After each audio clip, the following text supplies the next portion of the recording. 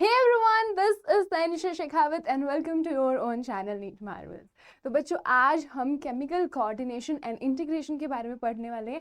Chemical coordination मतलब एक organ और दूसरे ऑर्गन के बीच में जो कोऑर्डिनेशन बिठाते हैं उन केमिकल्स के बारे में पढ़ेंगे और वो कैसे इंटीग्रेट होते हैं हमारे सिस्टम में, कैसे उनका फंक्शन होता है, कौन से ग्लैंड से रिलीज होते हैं एटसेट्रा एटसेट्रा। तो हम जल्दी से हमारे चैप्टर में मूव इन कर लेते हैं। हम पूरा एनसीईआरटी फॉलो करके चलेंगे। तो मुझे ये वाला चैप्टर करने के लिए आपको दो बहुत ज़्यादा बेसिक टर्म्स काफ़ी अच्छे से आने चाहिए, जो है एक तो एंडोक्राइन सिस्टम जिसके बारे में हम आज इतना ज़्यादा पढ़ने वाले हैं, और दूसरा है हॉर्मोन्स। तो अगर हम एंडोक्राइन सिस्टम देखें बच्चे, तो endocrine system is one of the system जिससे हॉर्मोन्स रिलीज होते हैं। उसके अलावा और कौन से उसके अलावा हमारे पास एक्सोक्राइन एंड हेट्रोक्राइन भी होते हैं। तो दूसरा है हमारे पास एक्सो और हेट्रो भी।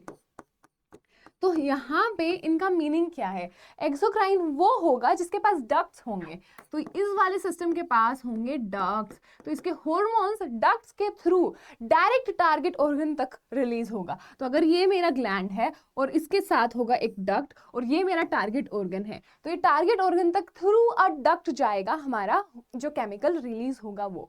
वेयर जो हमारे एंडोक्राइन सिस्टम में हॉर्मोन्स डायरेक्टली रिलीज हो जाते हैं इनटू ब्लड। तो ब्लड यहाँ पे अगर हमारा एंडोक्राइन का ग्लैंड है तो यहाँ पर हमारे पास होगा हमारा ब्लड, और इस ब्लड के थ्रू इसको ले जाया जाएगा टू द टारगेट ऑर्गन। तो यहाँ पर ब्लड के अंदर ये अपने रिलीज कर देगा अपने कंपोजिशंस, जो केमिकल्स रिलीज होंगे वो ब्लड के थ्रू ट्रेवल होंगे। तो इसको हम बोलते हैं एंडोक्राइन सिस्टम और the ductless system as well. उसके अलावा हमारे पास हेट्रोक्राइन सिस्टम भी होता है। तो अगर हम हेट्रोक्राइन की बात कर ले तो वो बेसिकली दोनों का फ्यूजन है, मतलब उसमें एंडोक्राइन भी और एक्सोक्राइन भी दोनों के दोनों सिस्टम आ जाते हैं। वो अपनी रिलीजिंग्स दोनों तरीके से रिलीज कर सकता है अपने जो केमिकल्स उसने कंपोज किए हैं वो। अगर हम बात करें अब हॉर्मोन्स के बारे में कि एक्चुअली में हॉर्मोन्स होते क्या हैं, तो हमारे इस वाले पैराग्राफ में हॉर्मोन्स की दो डेफिनेशन दी हुई है।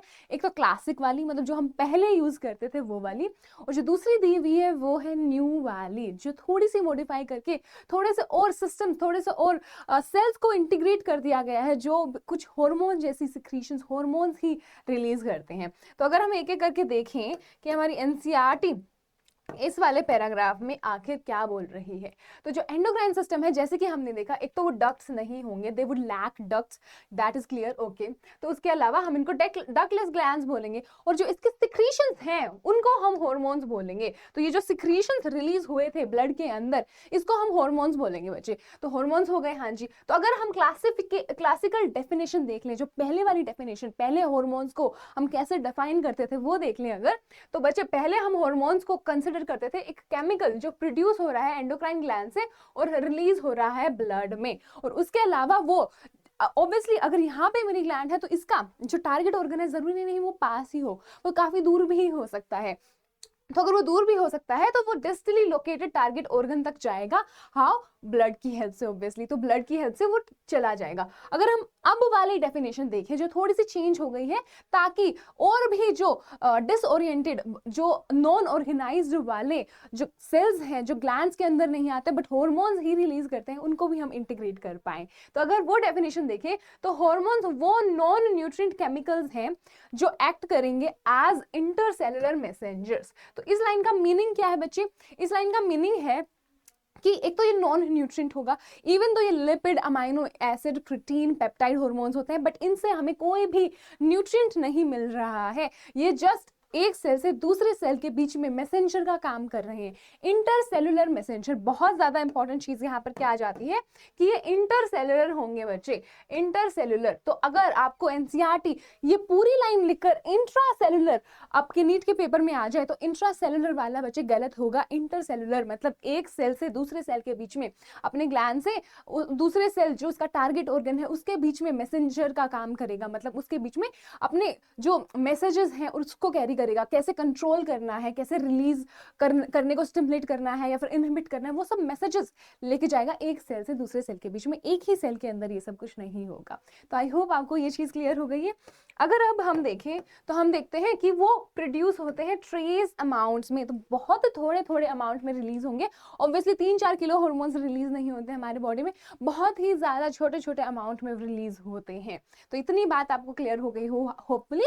दोनों की दोनों हमने डेफिनेशन देख ली है। न्यू वाली डेफिनेशन ने क्या हेल्प की है हमारी, इसने कुछ और हॉर्मोन्स को इंक्लूड कर दिया है जो नॉन ऑर्गेनाइज्ड सेल्स के द्वारा रिलीज किए जाते हैं। तो इसने जो ऑर्गेनाइज्ड एंडोक्राइन सेल्स थे वो तो ऑब्वियसली पहले से थे ही, दूसरी वाली डेफिनेशन में भी इंक्लूडेड, बट बहुत जो कुछ ऐसे भी होते हैं, बहुत सारे मॉलिक्यूल्स होते हैं जो इसने हार्मोन के कैटेगरी में डाल दिए गए हैं, जो कि ऑर्गेनाइज्ड वाले एंडोक्राइन ग्लैंड से रिलीज होते हो या फिर नॉन ऑर्गेनाइज्ड वाले एंडोक्राइन ग्लैंड से भी रिलीज होते हैं। बेसिकली इसने मैसेंजर्स को सबको इंक्लूड कर लिया है इस न्यू वाली डेफिनेशन में। आई होप ये चीज आपको क्लियर हो गई हो। अगर अब हम देखें इसके एंडोक्राइन सिस्टम्स के बारे में, किसके एंडोक्राइन सिस्टम के बारे में, डिफरेंट ऑर्गेनिजम्स के, तो ऑब्वियसली जो लोअर वाले होंगे जैसे कि इनवर्टिब्रेट्स, उसमें ज्यादा सिंपल एंडोक्राइन सिस्टम होगा एज कंपेयर टू वर्टिब्रेट्स जो कि हायर ऑर्गेनिज्म है थोड़े, उसमें ज्यादा कॉम्प्लेक्स होंगे, ज्यादा टाइप के हॉर्मोन्स होंगे, ज्यादा टाइप के रिलीजिंग्स होंगे बॉडी में रिलीज। तो बच्चों वही चीज यहाँ पे लिखी गई है कि जो हमारे इनवर्टिब्रेट्स हैं उनमें फिर भी थोड़ा कम अमाउंट में हॉर्मोन्स रिलीज होते हैं, थोड़े कम अमाउंट के केमिकल्स होते हैं, थोड़े कम टाइप के होते हैं, और बहुत ही ज्यादा सिंपल वाला जो है एंडोक्राइन सिस्टम उनमें एग्जिस्ट करता है, और बहुत ऑब्वियसली कम हार्मोन्स होते हैं। बट जो हमारे वर्टिब्रेट्स हैं जो थोड़े हायर ऑर्गेनिज्म हैं, तो यहाँ पर किसकी बात हो रही है, यहाँ पर बात हो रही है हमारे वर्टिब्रेट्स की। तो वर्टिब्रेट्स में बच्चे क्या होता है, थोड़े से ज्यादा नंबर के होंगे हमारे केमिकल्स, और वो हार्मोन्स की तरह एक्ट करेंगे और कोऑर्डिनेशन प्रोवाइड करेंगे हमारी बॉडी में। तो अब हम बात कर लेते हैं ह्यूमन एंडोक्राइन सिस्टम की फाइनली। तो हम पूरा ह्यूमन एंडोक्राइन सिस्टम देख लेंगे आफ्टर दैट इंट्रोडक्शन। तो अगर हम ह्यूमन एंडोक्राइन सिस्टम देखें बच्चे, तो यहाँ पे एनसीईआरटी काफी कुछ कह रही है उसके बारे में, वो एक एक करके देख लेते हैं। काफी टाइप के जो ग्लैंड्स हैं हम वो देखेंगे एक एक करके, और उन सबको एक एक करके देखेंगे, उनके डिसऑर्डर्स भी कंसिडर करेंगे। वो सब चीजें आगे लेक्चर में होती रहेंगी। तो अगर हम एंडोक्राइन ग्लैंड्स को देखें तो बेसिकली सबसे पहले ग्लैंड्स क्या है, ये कुछ नहीं है, बस कुछ ग्रुप ऑफ सेल्स है जो कुछ रिलीज करता है। तो यहाँ पे वही चीज लिखी गई है कि डिफ्यूज टिश्यू और सेल्स जो पूरी बॉडी में डिफरेंट पार्ट्स पे लोकेटेड होगा। तो बॉडी में डिफरेंट पार्ट्स पे लोकेटेड है हमारी बॉडी में, वो क्या बना रहा है, वो हमारा एंडोक्राइन सिस्टम बना रहा है बच्चे ऑब्वियसली। तो अगर हम देखें जो ऑर्गेनाइज्ड वाले ग्लैंड्स हैं, जो कि ऑर्गेनाइज्ड ग्लैंड्स का क्या है, अब ऑर्गेनाइज्ड और डिसऑर्गेनाइज्ड ग्लैंड्स में क्या फर्क है बच्चे। ऑर्गेनाइज्ड वाले वो होंगे जो कि जिनका काम सोल मोटिव हॉर्मोन्स रिलीज करना ही रहा है। तो ये हॉर्मोन्स ही रिलीज करते हैं, जैसे कि हमारे पिट्यूटरी वगैरह हो गए, तो इनका यही काम था। वेयर एज अगर हम डिसऑर्गेनाइज्ड या फिर नॉन ऑर्गेनाइज्ड वालों की बात करें तो वो वाले होंगे नॉन ऑर्गेनाइज्ड वाले, नॉन ऑर्गेनाइज्ड जो बच्चे जिनका काम और कुछ भी है, बट ये हॉर्मोन्स भी साथ साथ रिलीज कर रहे हैं। जैसे कि अगर हम किडनी का एग्जांपल ले लें तो हमारे पास किडनी में कुछ जीजी सेल्स आएंगी जो कुछ हॉर्मोन्स रिलीज कर रही होंगी, बट हमें पता है एक्चुअल काम किडनी का टू एक एक्सक्रीटरी ऑर्गन है, ये बेसिकली एक्सक्रीशन कराता है, ब्लड फिल्ट्रेशन कराता है, वेस्ट को निकालता है हमारे ब्लड से। तो मेन इसका जो फंक्शन है वो डिफरेंट है, बट ये साथ साथ हॉर्मोन्स भी रिलीज कर रहा है, इसके कुछ सेल्स साथ साथ हॉर्मोन्स भी रिलीज कर रहे हैं, इसलिए इसको नॉन ऑर्गेनाइज्ड वाला सिस्टम बोलेंगे। तो अगर हम आगे देखें हमारी एनसीईआरटी, तो जो ऑर्गेनाइज्ड वाले हैं वो हो गए पिट्यूटरी, पीनियल, उसके अलावा हमारे पास है thyroid, adrenal, pancreas, parathyroid, thymus and gonads. तो ये बच्चे हम क्या कंसिडर करेंगे, इनको हम ऑर्गेनाइज्ड वाले ग्लैंड्स कंसिडर करेंगे। उसके अलावा अगर हम नॉन ऑर्गेनाइज्ड वालों की बात करें तो हमारा गैस्ट्रोइंटेस्टाइनल ट्रैक्ट, जो हमारा एलिमेंट्री कैनाल है, उसमें भी काफ़ी सारी सेल्स उसकी लाइनिंग पे प्रेजेंट होती है जो काफ़ी सारे हॉर्मोन्स रिलीज कराती हैं। उसके अलावा हो गया हमारा लिवर, किडनी, हार्ट, ये भी कुछ ऐसे ऑर्गन्स हैं जिनके कुछ सेल्स क्या कराएंगे, हॉर्मोन्स को प्रोड्यूस करेंगे और रिलीज करेंगे। ओके बच्चे, अगर हम अब स्ट्रक्चर और फंक्शन देखें किनका, हमारे जो सारे मेजर एंडोक्राइन ग्लैंड्स हैं, मेजर एंडोक्राइन ग्लैंड्स कौन से हो गए बच्चे, मेजर एंडोक्राइन ग्लैंड्स की बात हो रही है। तो जितने भी हमने यहाँ पे देखे, ये पिट्यूटरी से लेकर यहाँ तक टेस्टिस तक, इनका हम स्ट्रक्चर और फंक्शन एक एक करके काफी ज्यादा डिटेल में देखेंगे इस लेक्चर में। तो उसके अलावा हम किसके बारे में देखेंगे, हाइपोथैलेमस के बारे में भी देखेंगे। हाइपोथैलेमस एक काफी ज्यादा इंपॉर्टेंट रोल प्ले करता है हमारे एंडोक्राइन सिस्टम में, तो वो चीज भी हम देख लेंगे बच्चे। हमारे ह्यूमन बॉडी के पूरे जो डायग्राम को है उसको हम अब देख लेते हैं। तो यहाँ पर हमारा ये डायग्राम है बच्चे, यहाँ पर लोकेशन है डिफरेंट डिफरेंट जो ग्लैंड्स हैं जो all over the body present है उनकी। तो अगर हम लोकेशन एक एक करके देखें ताकि आपको क्लियर हो पाए चीजें अच्छे से, तो बच्चे सबसे पहले हमें पता है हमारा ब्रेन है, ब्रेन के अंदर ही 3 ग्लैंड्स आ जाती हैं। तो इस साइड हमने जो साथ में, क्यों अब यहाँ पे ये दोनों इस साइड अलग से क्यों दी हुए, ताकि इनका थोड़ा सा पीनियल से थोड़ा सा अलग दिखा सकें। तो पीनियल इस साइड हमने दे दी है, बट ये जो पीनियल है ये इन्फ्यूज नहीं है, बट ये जो हाइपोथैलेमस और पिट्यूटरी है ये स्ट्रक्चरली थोड़े से मिले हुए ही है, एक ही स्ट्रक्चर के अंदर काफी ज्यादा इनकी बाउंड्रीज क्लियर नहीं है। तो ये इस साइड वाले अगर आपके नीट में आ जाए कि इन दोनों को उड़ा दिया जाए और यहाँ पर आपको लेबलिंग करना हो, तो आप यहाँ पे हाइपोथैलेमस एंड पिट्यूटरी ही लिख कर आएंगे। तो यहाँ पर अगर हम हाइपोथैलेमस को स्ट्रक्चर में हाईलाइट करें तो यहाँ पर हो गया हाइपोथैलेमस, उसके अलावा यहाँ पर हो गई हमारी पिट्यूटरी बच्चे, उसके अलावा यहाँ पर है हमारी पीनियल ग्लैंड। तो हमें क्लियर हो गया है कि हमारा हाइपोथैलेमस, पिट्यूटरी एंड पीनियल तो हमारे ब्रेन में ही होंगे, पहले 3 हमारे जो ग्लैंड्स हैं वो। उसके अलावा थायराइड एंड पैराथायराइड, तो इनकी लोकेशन भी क्लियर है हमें काफी ज्यादा। अगर हम ट्रैकिया लें, ये हमारा ट्रैकिया है, तो इसके अराउंड ऐसे लिपटा रहता है कौन, थायराइड ग्लैंड, और उसके ऊपर 4 लोब्स प्रेजेंट होते हैं, वो होता है कौन, ये हमारा पैराथायराइड ग्लैंड। तो ये है wrapped around our trachea. Okay बच्चे, तो उसके अलावा अगर हम बात करें थाइमस की, तो थाइमस हमारे ब्रेस्ट बोन के पीछे, हमारे लंग्स के बीच में प्रेजेंट होता है। तो उसकी लोकेशन भी हमको क्लियर है कि वो ब्रेस्ट बोन के पीछे, स्टर्नम के पीछे प्रेजेंट होता है। उसके अलावा हम पैंक्रियाज की बात करें तो पैंक्रियाज की लोकेशन भी हमें क्लियर है, हम हमारे डाइजेस्टिव सिस्टम में भी पैंक्रियाज की लोकेशन देखते हैं, स्टमक से थोड़ा नीचे ये प्रेजेंट होते हैं। उसके अलावा अगर हमारे एड्रीनल ग्लैंड्स की बात करें तो बच्चे दोनों किडनी के ऊपर, एज किडनी कैप्स जैसे इनको हम बोलते हैं, किडनी के ऊपर प्रेजेंट होते हैं 2। तो ये हमारे हो गए एड्रीनल ग्लैंड। उसके अलावा हमें पता है कि हमारे जो गोनाड्स हैं उसमें हमारे ये वाले ओवरी एंड टेस्टिस, ये वाले ग्लैंड्स प्रेजेंट होते हैं। ओके, तो अब बच्चे हम मूव ऑन करते हैं टू आवर नेक्स्ट पेज।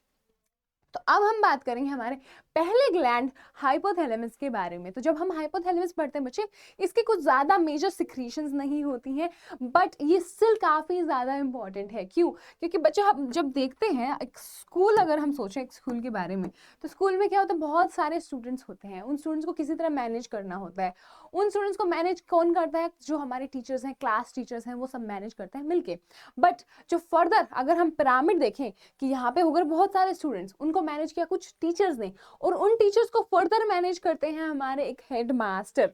तो उसी तरीके से कुछ ये जो हमारे हाइपोथैलेमस है, ये एक हेड मास्टर का रोल प्ले करता है। तो जितने भी ऑर्गन्स हो गए, जितने भी बचे हुए हमारे ग्लैंड्स हैं, उनका जो सिक्रीशंस है उसको स्टिमुलेट या इनहिबिट किसी न किसी तरीके से कंट्रोल करता है कौन, हमारा पिट्यूटरी। इसलिए हम उसको मास्टर ग्लैंड बोलते हैं।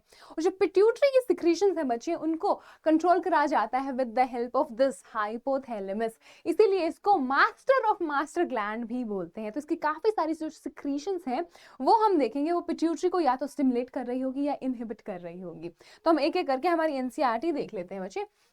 अगर हम हाइपोथैलेमस की बात करें तो ये बेसल पार्ट ऑफ डायएन्सेफेलॉन में प्रेजेंट है। अब डायएन्सेफेलॉन कौन सा स्ट्रक्चर है बच्चे, डायएन्सेफेलॉन जो हमारे ब्रेन में, हम जो पिछला चैप्टर है न्यूरल कंट्रोल एंड कोऑर्डिनेशन, उसमें देखेंगे कि एक हमारा जो डायएन्सेफेलॉन स्ट्रक्चर है उसमें 2 चीजें आती हैं, थैलेमस एंड हाइपोथैलेमस। तो थैलेमस तो ऊपर वाला पार्ट हो गया ऑब्वियसली, तो ये हो गया थैलेमस, और उसके नीचे आ गया हाइपोथैलेमस। तो हाइपोथैलेमस ऑब्वियसली नीचे प्रेजेंट है, नीचे प्रेजेंट है मतलब फ्लोर पे प्रेजेंट है, इसलिए हम इसको क्या बोल रहे हैं, बेसल पार्ट बोल रहे हैं बच्चे, हाइपोथैलेमस। हाँ जी, तो हाँ यहाँ पे हम क्या देखते हैं कि बेसल पार्ट ऑफ डायएन्सेफेलॉन में प्रेजेंट है। हाँ जी बिल्कुल ठीक है।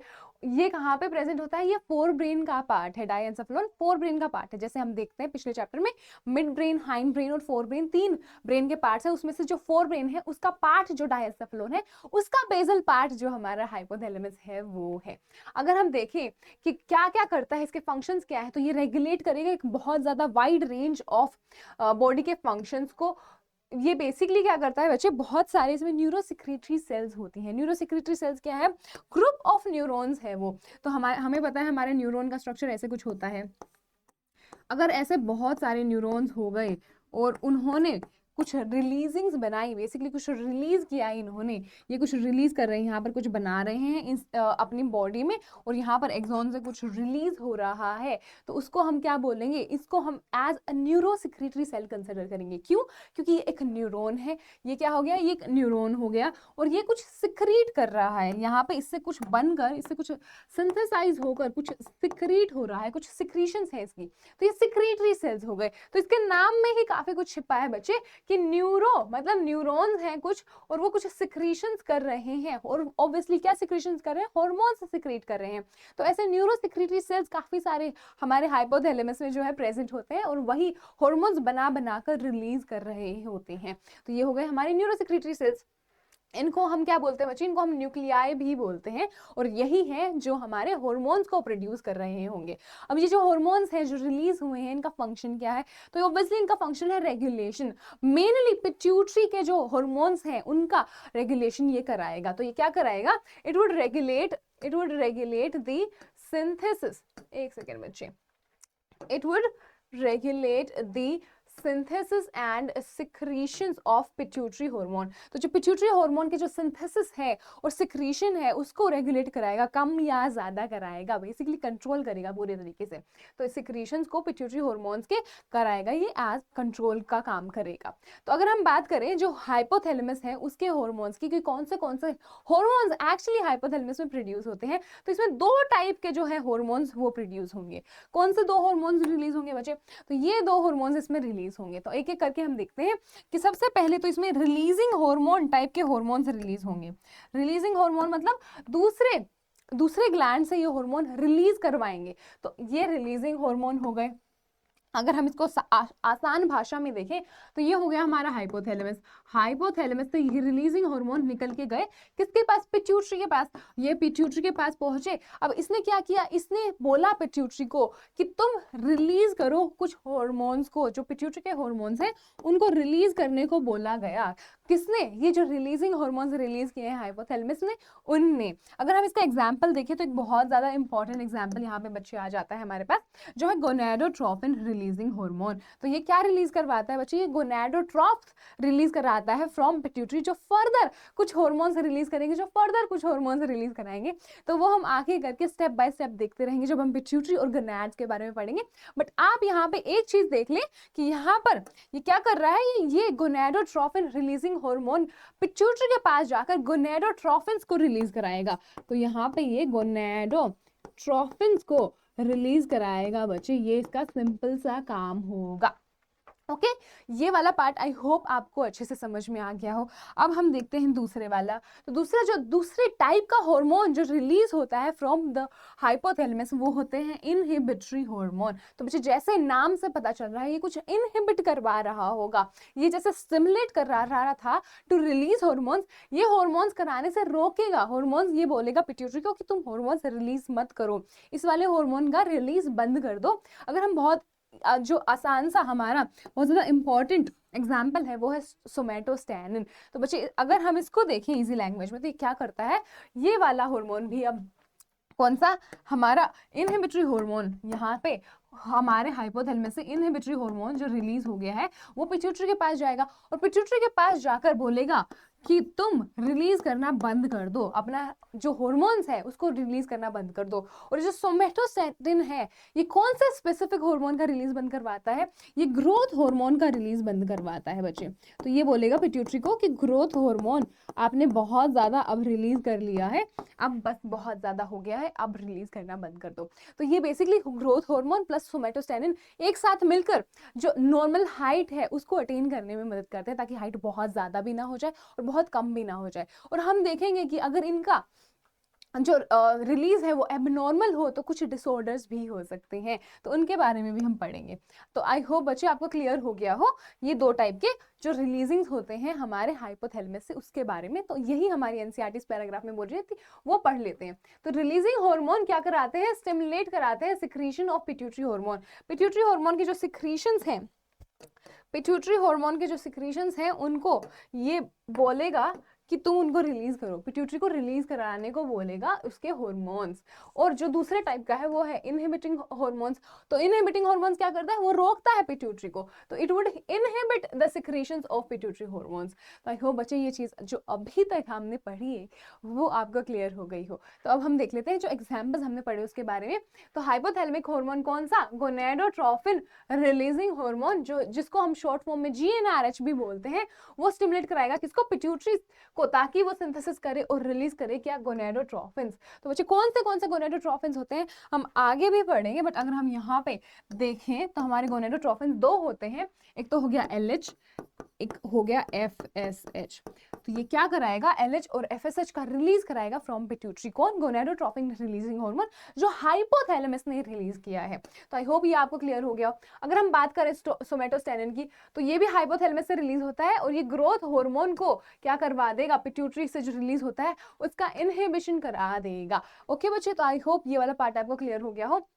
अब हम देखते हैं कि ये जो हार्मोन्स हैं, जैसे कि हमने बात की थी न्यूरोसेक्रेटरी सेल्स, क्या है वो, कुछ न्यूरॉन्स ही हैं जो हार्मोन्स सिंथेसाइज करके रिलीज करा रहे हैं। तो हम देख लेते हैं कि जो हाइपोथैलेमिक न्यूरॉन्स हैं उनमें जो ये हार्मोन्स हैं सिंथेसाइज करेंगे, ओरिजिनेट करेंगे, और ये जो पास करेंगे with the help of axons, जो पूरा उनका एक्सॉन है उसके थ्रू निकलकर जो नर्व एंडिंग्स हैं उनसे रिलीज हो जाएगा, किसमें, पिट्यूटरी में रिलीज हो जाएगा, ताकि पिट्यूटरी को ऊपर पूरा कंट्रोल बनाया जा सके, बहुत क्लोज रहता है पिट्यूटरी से, ताकि उसको अच्छे से ये कंट्रोल कर सके। तो बच्चे हार्मोन्स पिट्यूटरी पहुंच जाते हैं एक्सॉन के थ्रू ट्रेवल करके नर्व एंडिंग से निकलकर। अगर हम देखें स्ट्रक्चर जो आगे आएगा वो हम देखेंगे, तो हम अगर देखें स्ट्रक्चर, तो ये ग्लैंड, तो ये पोर्टल सर्कुलेटरी सिस्टम के थ्रू भी जा सकते हैं। तो ये दो चीजें हम देख लेते हैं कि कैसे होती हैं।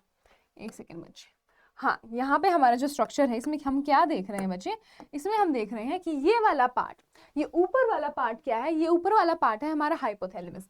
तो ये वाला पार्ट हो गया हमारा हाइपोथैलेमस यहाँ से। तो यहाँ से हमारे कुछ न्यूरॉन्स ओरिजिनेट कर रहे हैं। तो ये दो चीजें कर सकते हैं, या तो ये जो न्यूरॉन्स ओरिजिनेट कर रहे हैं ये क्या कर सकते हैं, ये यहाँ पर इनके न्यूरॉन्स हो सकते हैं, यहाँ पर क्या हो सकता है, यहाँ पे हो सकते हैं इनके न्यूरॉन्स। एक सेकेंड बच्चे, एक सेकेंड, इसको अच्छे से समझते हैं। या तो क्या हो सकता है कि यहाँ पर मेरे कुछ न्यूरॉन्स हैं और ये आया उसका एक्सॉन और ये आया इसका नर्व एंडिंग्स, और इसने नर्व एंडिंग्स में यहाँ से क्या कर दिया, यहाँ से इसने कुछ हार्मोन्स रिलीज कर दिए, यहाँ पर क्या हो गया, कुछ हार्मोन्स रिलीज कर दिए, किसमें, इस वाले पोर्टल सर्कुलेशन सिस्टम में। तो इस वाले में क्या हो गया, कुछ रिलीज हो गए हार्मोन्स। तो या तो वो हो सकता है, या फिर हो सकता है कि डायरेक्ट, जो डायरेक्ट है हमारे न्यूरॉन्स उसके डायरेक्ट कंट्रोल में हो। डायरेक्ट कंट्रोल में हो मतलब यहाँ पे हमारा न्यूरॉन स्टार्ट हो रहा है, ये हमारा एक्सॉन हो गया, और यहाँ पर डायरेक्टली इसके जो रिलीज है हार्मोन्स वो यहाँ पर हो रहे हैं। तो ये वाले तो एक पोर्टल सिस्टम के थ्रू ट्रेवल कर रहे हैं, और ये वाले डायरेक्ट न्यूरॉन के नर्व एंडिंग से ही जो पिट्यूटरी है उसके अंदर रिलीज हो रहे हैं। और ये जो पोर्टल सर्कुलेशन होता है बिटवीन हाइपोथैलेमस एंड पिट्यूटरी, अब कौन सा पार्ट पिट्यूटरी का, वो भी बहुत ज्यादा इंपॉर्टेंट है जानना। तो पिट्यूटरी का हमारा पार्स डिस्टैलिस पार्ट वो होगा पोर्टल सर्कुलेशन के थ्रू कनेक्टेड, किससे, हाइपोथैलेमस और जो हमारा पोस्टीरियर पिट्यूटरी है उसके बीच में। तो हम क्या बोलते हैं उसको, हम बोलते हैं हाइपोफिशियल पोर्टल सिस्टम। तो इससे क्या होंगे, हमारे जो हाइपोथैलेमस के हार्मोन्स हैं वो ट्रैवल करेंगे टू आवर इंटीरियर पिट्यूटरी। और जो दूसरी साइड है कौन सा, हमारा पार्स नर्वोसा, जिसको हम पोस्टीरियर पिट्यूटरी भी बोलते हैं बच्चे, हम पिट्यूटरी में इसको अच्छे से करेंगे थोड़ा सा, बट जो पोस्टीरियर पिट्यूटरी में डायरेक्ट न्यूरॉन्स के कंट्रोल में होता है। तो ये जो न्यूरॉन्स हैं ये डायरेक्टली इसको कंट्रोल करते हैं, डायरेक्टली यहाँ पर अपने हार्मोन्स रिलीज करते हैं। उसके अलावा एक थर्ड स्ट्रक्चर भी पिट्यूटरी का यहाँ पर होता है, जो है हमारा पार्स इंटरमीडिया। तो ये पार्स इंटरमीडिया भी कुछ हार्मोन्स रिलीज करता है। ये ऑलमोस्ट मर्ज्ड रहता है विद आवर पार्स डिस्टैलिस, मतलब एंटीरियर पिट्यूटरी से जो पार्स इंटरमीडिया पूरी तरीके से ह्यूमंस में मिला ही रहता है, कुछ ज्यादा सेपरेट नहीं है। और अगर हम सेपरेशन की बात कर ही रहे हैं तो हम ये भी बात कर लेते हैं कि सेपरेशन कुछ ज्यादा खास हमारे जो हाइपोथैलेमस है और जो पोस्टीरियर पिट्यूटरी है उसमें भी नहीं होता है। थोड़ा जो डिस्टिंक्ट सेपरेशन होता है वो बिटवीन आर एंटीरियर पिट्यूटरी और हाइपोथैलेमस ही होता है। तो ऐसा कुछ सेपरेशन ही होता है, बचा हुआ पूरा ये हाइपोथैलेमस का पार्ट ही बन जाता है। तो ये हमने एक साथ हाइपोथैलेमस प्लस पिट्यूटरी का स्ट्रक्चर देख लिया और वो कैसे कनेक्टेड रहते हैं, कैसे उनके सिक्रीशंस आपस में बीच में ट्रैवल करती रहती हैं, वो हमने देख लिया है। और फटाफट से हम इसके रिलेटेड जो एनसीईआरटी है वो एक बार पढ़ लेते हैं। तो यहाँ पे हम हाइपोथैलेमस की बात कर रहे थे कि एक तो ये जो पिट्यूटरी ग्लैंड से कनेक्टेड होगा with the help of portal circulatory system, और एक ये कनेक्टेड होगा directly with the help of neurons, जहाँ पे एक्सोन से ट्रैवल करेंगे हॉर्मोन्स और नर्व एंडिंग से निकल जाएंगे। तो ये दो तरीके से कनेक्टेड होगा। जो सर्कुलेटरी सिस्टम, जो पोर्टल सर्कुलेटरी सिस्टम है वो रेगुलेट करेगा एंटीरियर पिट्यूटरी को। जो हमारा पार्स डिस्टेलिस है जिसको हम एंटीरियर पिट्यूटरी बोल रहे हैं वो होगा पोर्टल सर्कुलेटरी सिस्टम से कनेक्टेड, वेयर एज जो दूसरा पार्ट है एंटीरियर पिट्यूटरी वो डायरेक्ट न्यूरोनल कंट्रोल से कनेक्टेड होगा, हाइपोथैलेमस और हमारा पिट्यूटरी। आई होप बच्चे हमको क्लियर हो गया कि जो पोस्टीरियर पिट्यूटरी है पार्स नर्वोसा वो कैसे होगा, वो डायरेक्ट न्यूरल रेगुलेशन में होगा with the help of neurons with hypothalamus. तो आई होप बच्चे ये वाला पार्ट आपको अच्छे से क्लियर है, क्योंकि अब हम मूव ऑन कर रहे हैं पिट्यूटरी पर। तो जैसे हाइपोथैलेमस और पिट्यूटरी की हमने बात करी कि दोनों आपस में ऑलमोस्ट काफी ज्यादा कनेक्टेड होते हैं, तो दोनों को साथ साथ पढ़ने में काफी ज्यादा फायदा है। तो अगर हम पिट्यूटरी ग्लैंड की बात करें तो एक बोनी कैविटी में प्रेजेंट होती है विच इज सेला टर्सिका। तो ये अच्छे से याद कर लेना, बोनी कैविटी मतलब जो हमारा स्कल है उसमें थोड़ा सा एम्बेडिंग होगा, थोड़ा सा स्पेस इन ग्रूविंग बनाकर स्पेस बनाया होगा ताकि उसके अंदर हमारा जो पिट्यूटरी ग्लैंड है उसको रखा जा सके। तो वो रखी होती है उस थोड़ी सी बोनी कैविटी में, और ये अटैच्ड होगा with hypothalamus by a stalk. और इस स्टॉक का नाम क्या है, इस स्टॉक का नाम है इस्थेमस, सॉरी नॉट इस्थेमस, इसका स्टॉक का नाम है दूसरा। और ये जो हमारा है दो पार्ट्स में डिवाइडेड है। जो इस्थेमस है वो हमारे थायराइड ग्लैंड में आएगा बच्चे, यहाँ पे एक स्टॉक एग्जिस्ट करता है, वो आप याद कर लेना।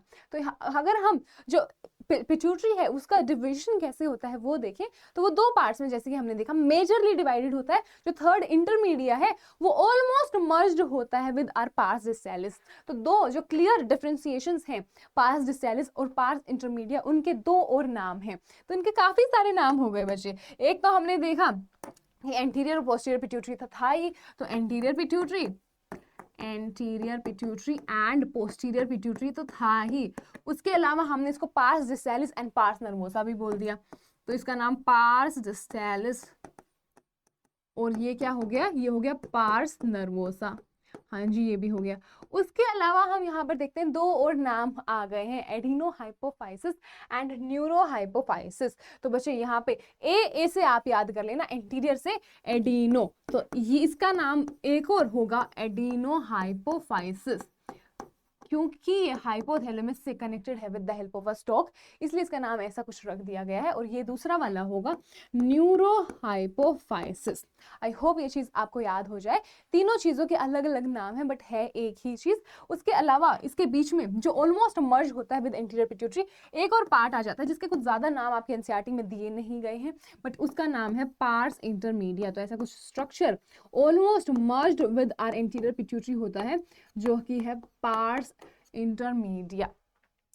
ओके बच्चे, आई होप आपको ये बात क्लियर हो गई हो। ये हमने डिस्कस कर लिया है अबाउट पिट्यूटरी ग्लैंड का स्ट्रक्चर। तो यहाँ पर हमने देख लिया एडिनो हाइपोफाइसिस हो गया और न्यूरो हाइपोफाइसिस हो गया। अब जो एडिनो हाइपोफाइसिस है उसके दो जो स्ट्रक्चर्स हैं उसकी बात की हमने, उसका देख लेते हैं कि दो पोर्शन में डिवाइडेड है, pars distalis and pars intermedia. ये बात हमको क्लियर हो गई है, हाँ जी अच्छे से क्लियर हो गई है। हमने इसका फ्लो चार्ट भी बना रखा है काफी अच्छा, ताकि चीजें काफी ज्यादा सिंप्लीफाई हो जाए, वो भी हम देख लेंगे। तो यहाँ पे हमने ये देख लिया, हाँ जी। और जो पार्स डिस्टेलिस है पिट्यूटरी का, उसको हम क्या बोलते हैं, उसको हम कॉमनली एंटीरियर पिट्यूटरी भी बोलते हैं, जो कि हमने यहाँ पर देखा ऑलरेडी।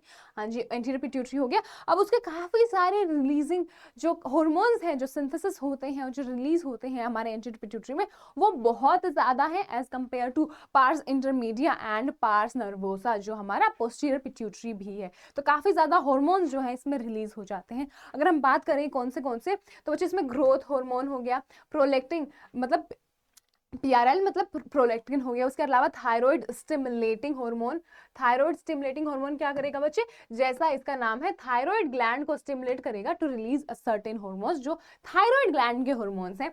उसके अलावा हम देखते हैं एडिनोकोर्टिकोट्रॉफिक हार्मोन, जो कि एड्रीनल ग्लैंड पे काम करेगा उसके कोर्टिकोट्रॉफिक हार्मोन्स रिलीज कराने के लिए। उसके अलावा हम LH और FSH भी देखते हैं, जो हमारे गोनेडोट्रोफिन्स हैं, जो कि गोनाड्स में जाकर क्या करवाएंगे, गोनाड्स के जो हार्मोन्स हैं टेस्टिस एंड ओवरी के, उनको रिलीज कराएगा। तो ये सारे कुछ ट्रोफिन्स हैं बच्चे, जो पिट्यूटरी के जितने भी सिक्रीशंस एनसीईआरटी में दिए हैं वो मोस्ट क्या है, ट्रोफिन्स है। अब ट्रोफिन्स का मीनिंग क्या होता है, ट्रोफिन्स का मीनिंग हो गया बच्चे ट्रोफिन हार्मोन्स। इसका मीनिंग कुछ नहीं है, सिंपल यही है कि ये ऐसे कुछ हार्मोन्स हैं जो डायरेक्टली खुद और कुछ फंक्शन नहीं बल्कि दूसरी ग्लैंड्स के फंक्शंस को कंट्रोल कर रहे हैं, दूसरी ग्लैंड्स का कंट्रोल कर रहे हैं, स्टिमुलेशन करवा रहे हैं, इनहिबिशन करवा रहे हैं, दूसरी ग्लैंड्स को कंट्रोल कर रहे हैं। तो मोस्ट जो हार्मोन्स है जो रिलीज होते हैं पिट्यूटरी हार्मोन से, वो ट्रोफिन्स होते हैं, सिवाय एक जो कि है ग्रोथ हार्मोन। तो आई होप बच्चे आपको ये अच्छे से चीज क्लियर हो गई। इसीलिए हमारी जो पिट्यूटरी ग्लैंड है इसको हम ट्रॉफिक ग्लैंड भी बोलते हैं, क्योंकि काफी ज्यादा कंट्रोल करती है बाकी सभी ग्लैंड्स को। तो अगर हम यहाँ पे देखें कि हमने बात कर ली LS जितने भी रिलीज होते हैं हार्मोन्स हमारे पिट्यूटरी से, उसके बारे में। अगर अब हम बात करते हैं जो इकलौता एक ही हार्मोन रिलीज करता है ये बेचारा पार्स इंटरमीडिया, बहुत ही ज्यादा इग्नोर किया जा रहा है। इसका एक ही हार्मोन होगा, वो होगा MSH, जो कि मेलानोसाइट स्टिमुलेटिंग हार्मोन है। तो जो हमारे मेलानोसाइट्स होते हैं, जो हमारे स्किन सेल्स होते हैं, जो पिगमेंट हमारा मेलानिन है उसके लिए रिस्पॉन्सिबल है, उसको स्टिमुलेट करते हैं टू सिक्रीट मेलानिन, ताकि हमारा जो स्किन कलर है उसमें पिगमेंट आ सके, जो कि है मेलानिन। आई होप ये वाली बात आपको क्लियर हो गई हो। तो हमने यहाँ पे क्या क्या देखा बच्चे, हमने यहाँ पे एंटीरियर पिट्यूटरी है जो उसके हार्मोन्स देख लिए हैं, और हमने यहाँ पे पार्स इंटरमीडिया के जो हार्मोन्स हैं वो देख लिए हैं, जो कि एडिनो हाइपोफाइसिस के पार्ट हैं। तो दोनों के हार्मोन्स हमने अच्छे से देख लिए हैं। हमारे पास एक प्यारा सा फ्लो चार्ट भी है जिसमें हम अच्छे से सब चीजें देख लेंगे। अब हम बात करें पार्स इंटरमीडिया की, बात हो गई। अब अगर हम बात करें न्यूरो हाइपोफाइसिस की, जो कि क्या है, जो हमारा पोस्टीरियर पिट्यूटरी है। अगर हम पोस्टीरियर पिट्यूटरी की बात करें बच्चे अब, तो पोस्टीरियर पिट्यूटरी भी कुछ हार्मोन्स रिलीज करता है सिर्फ, बट वो कुछ भी हार्मोन्स सिंथेसाइज नहीं करेगा। अब ये क्या नई चीज है, तो ये ना वो बच्चा है जो कुछ काम नहीं करता है बट अपने फ्रेंड्स का काम सबमिट करवाता है टीचर को। तो यहाँ पे ये यही चीज कर रहा है कि ये जो हाइपोथैलेमस है वो कुछ हार्मोन्स बनाएगा, और ये जो हमारा पोस्टीरियर पिट्यूटरी है उन हार्मोन्स को स्टोर करेगा अपने पास और फिर उसको रिलीज कर देगा। तो यही काम होगा हमारे पोस्टीरियर पिट्यूटरी का। तो जो दो हार्मोन्स जो hypothalamus secrete that is synthesize कर रहा है, बट जो सिक्रीशन हो रहा है वो पोस्टीरियर पिट्यूटरी की मदद से हो रहा है, वो है ऑक्सीटोसिन एंड वेसोप्रेसिन। तो इनके फंक्शंस भी हम अच्छे से देख लेंगे आगे चल के।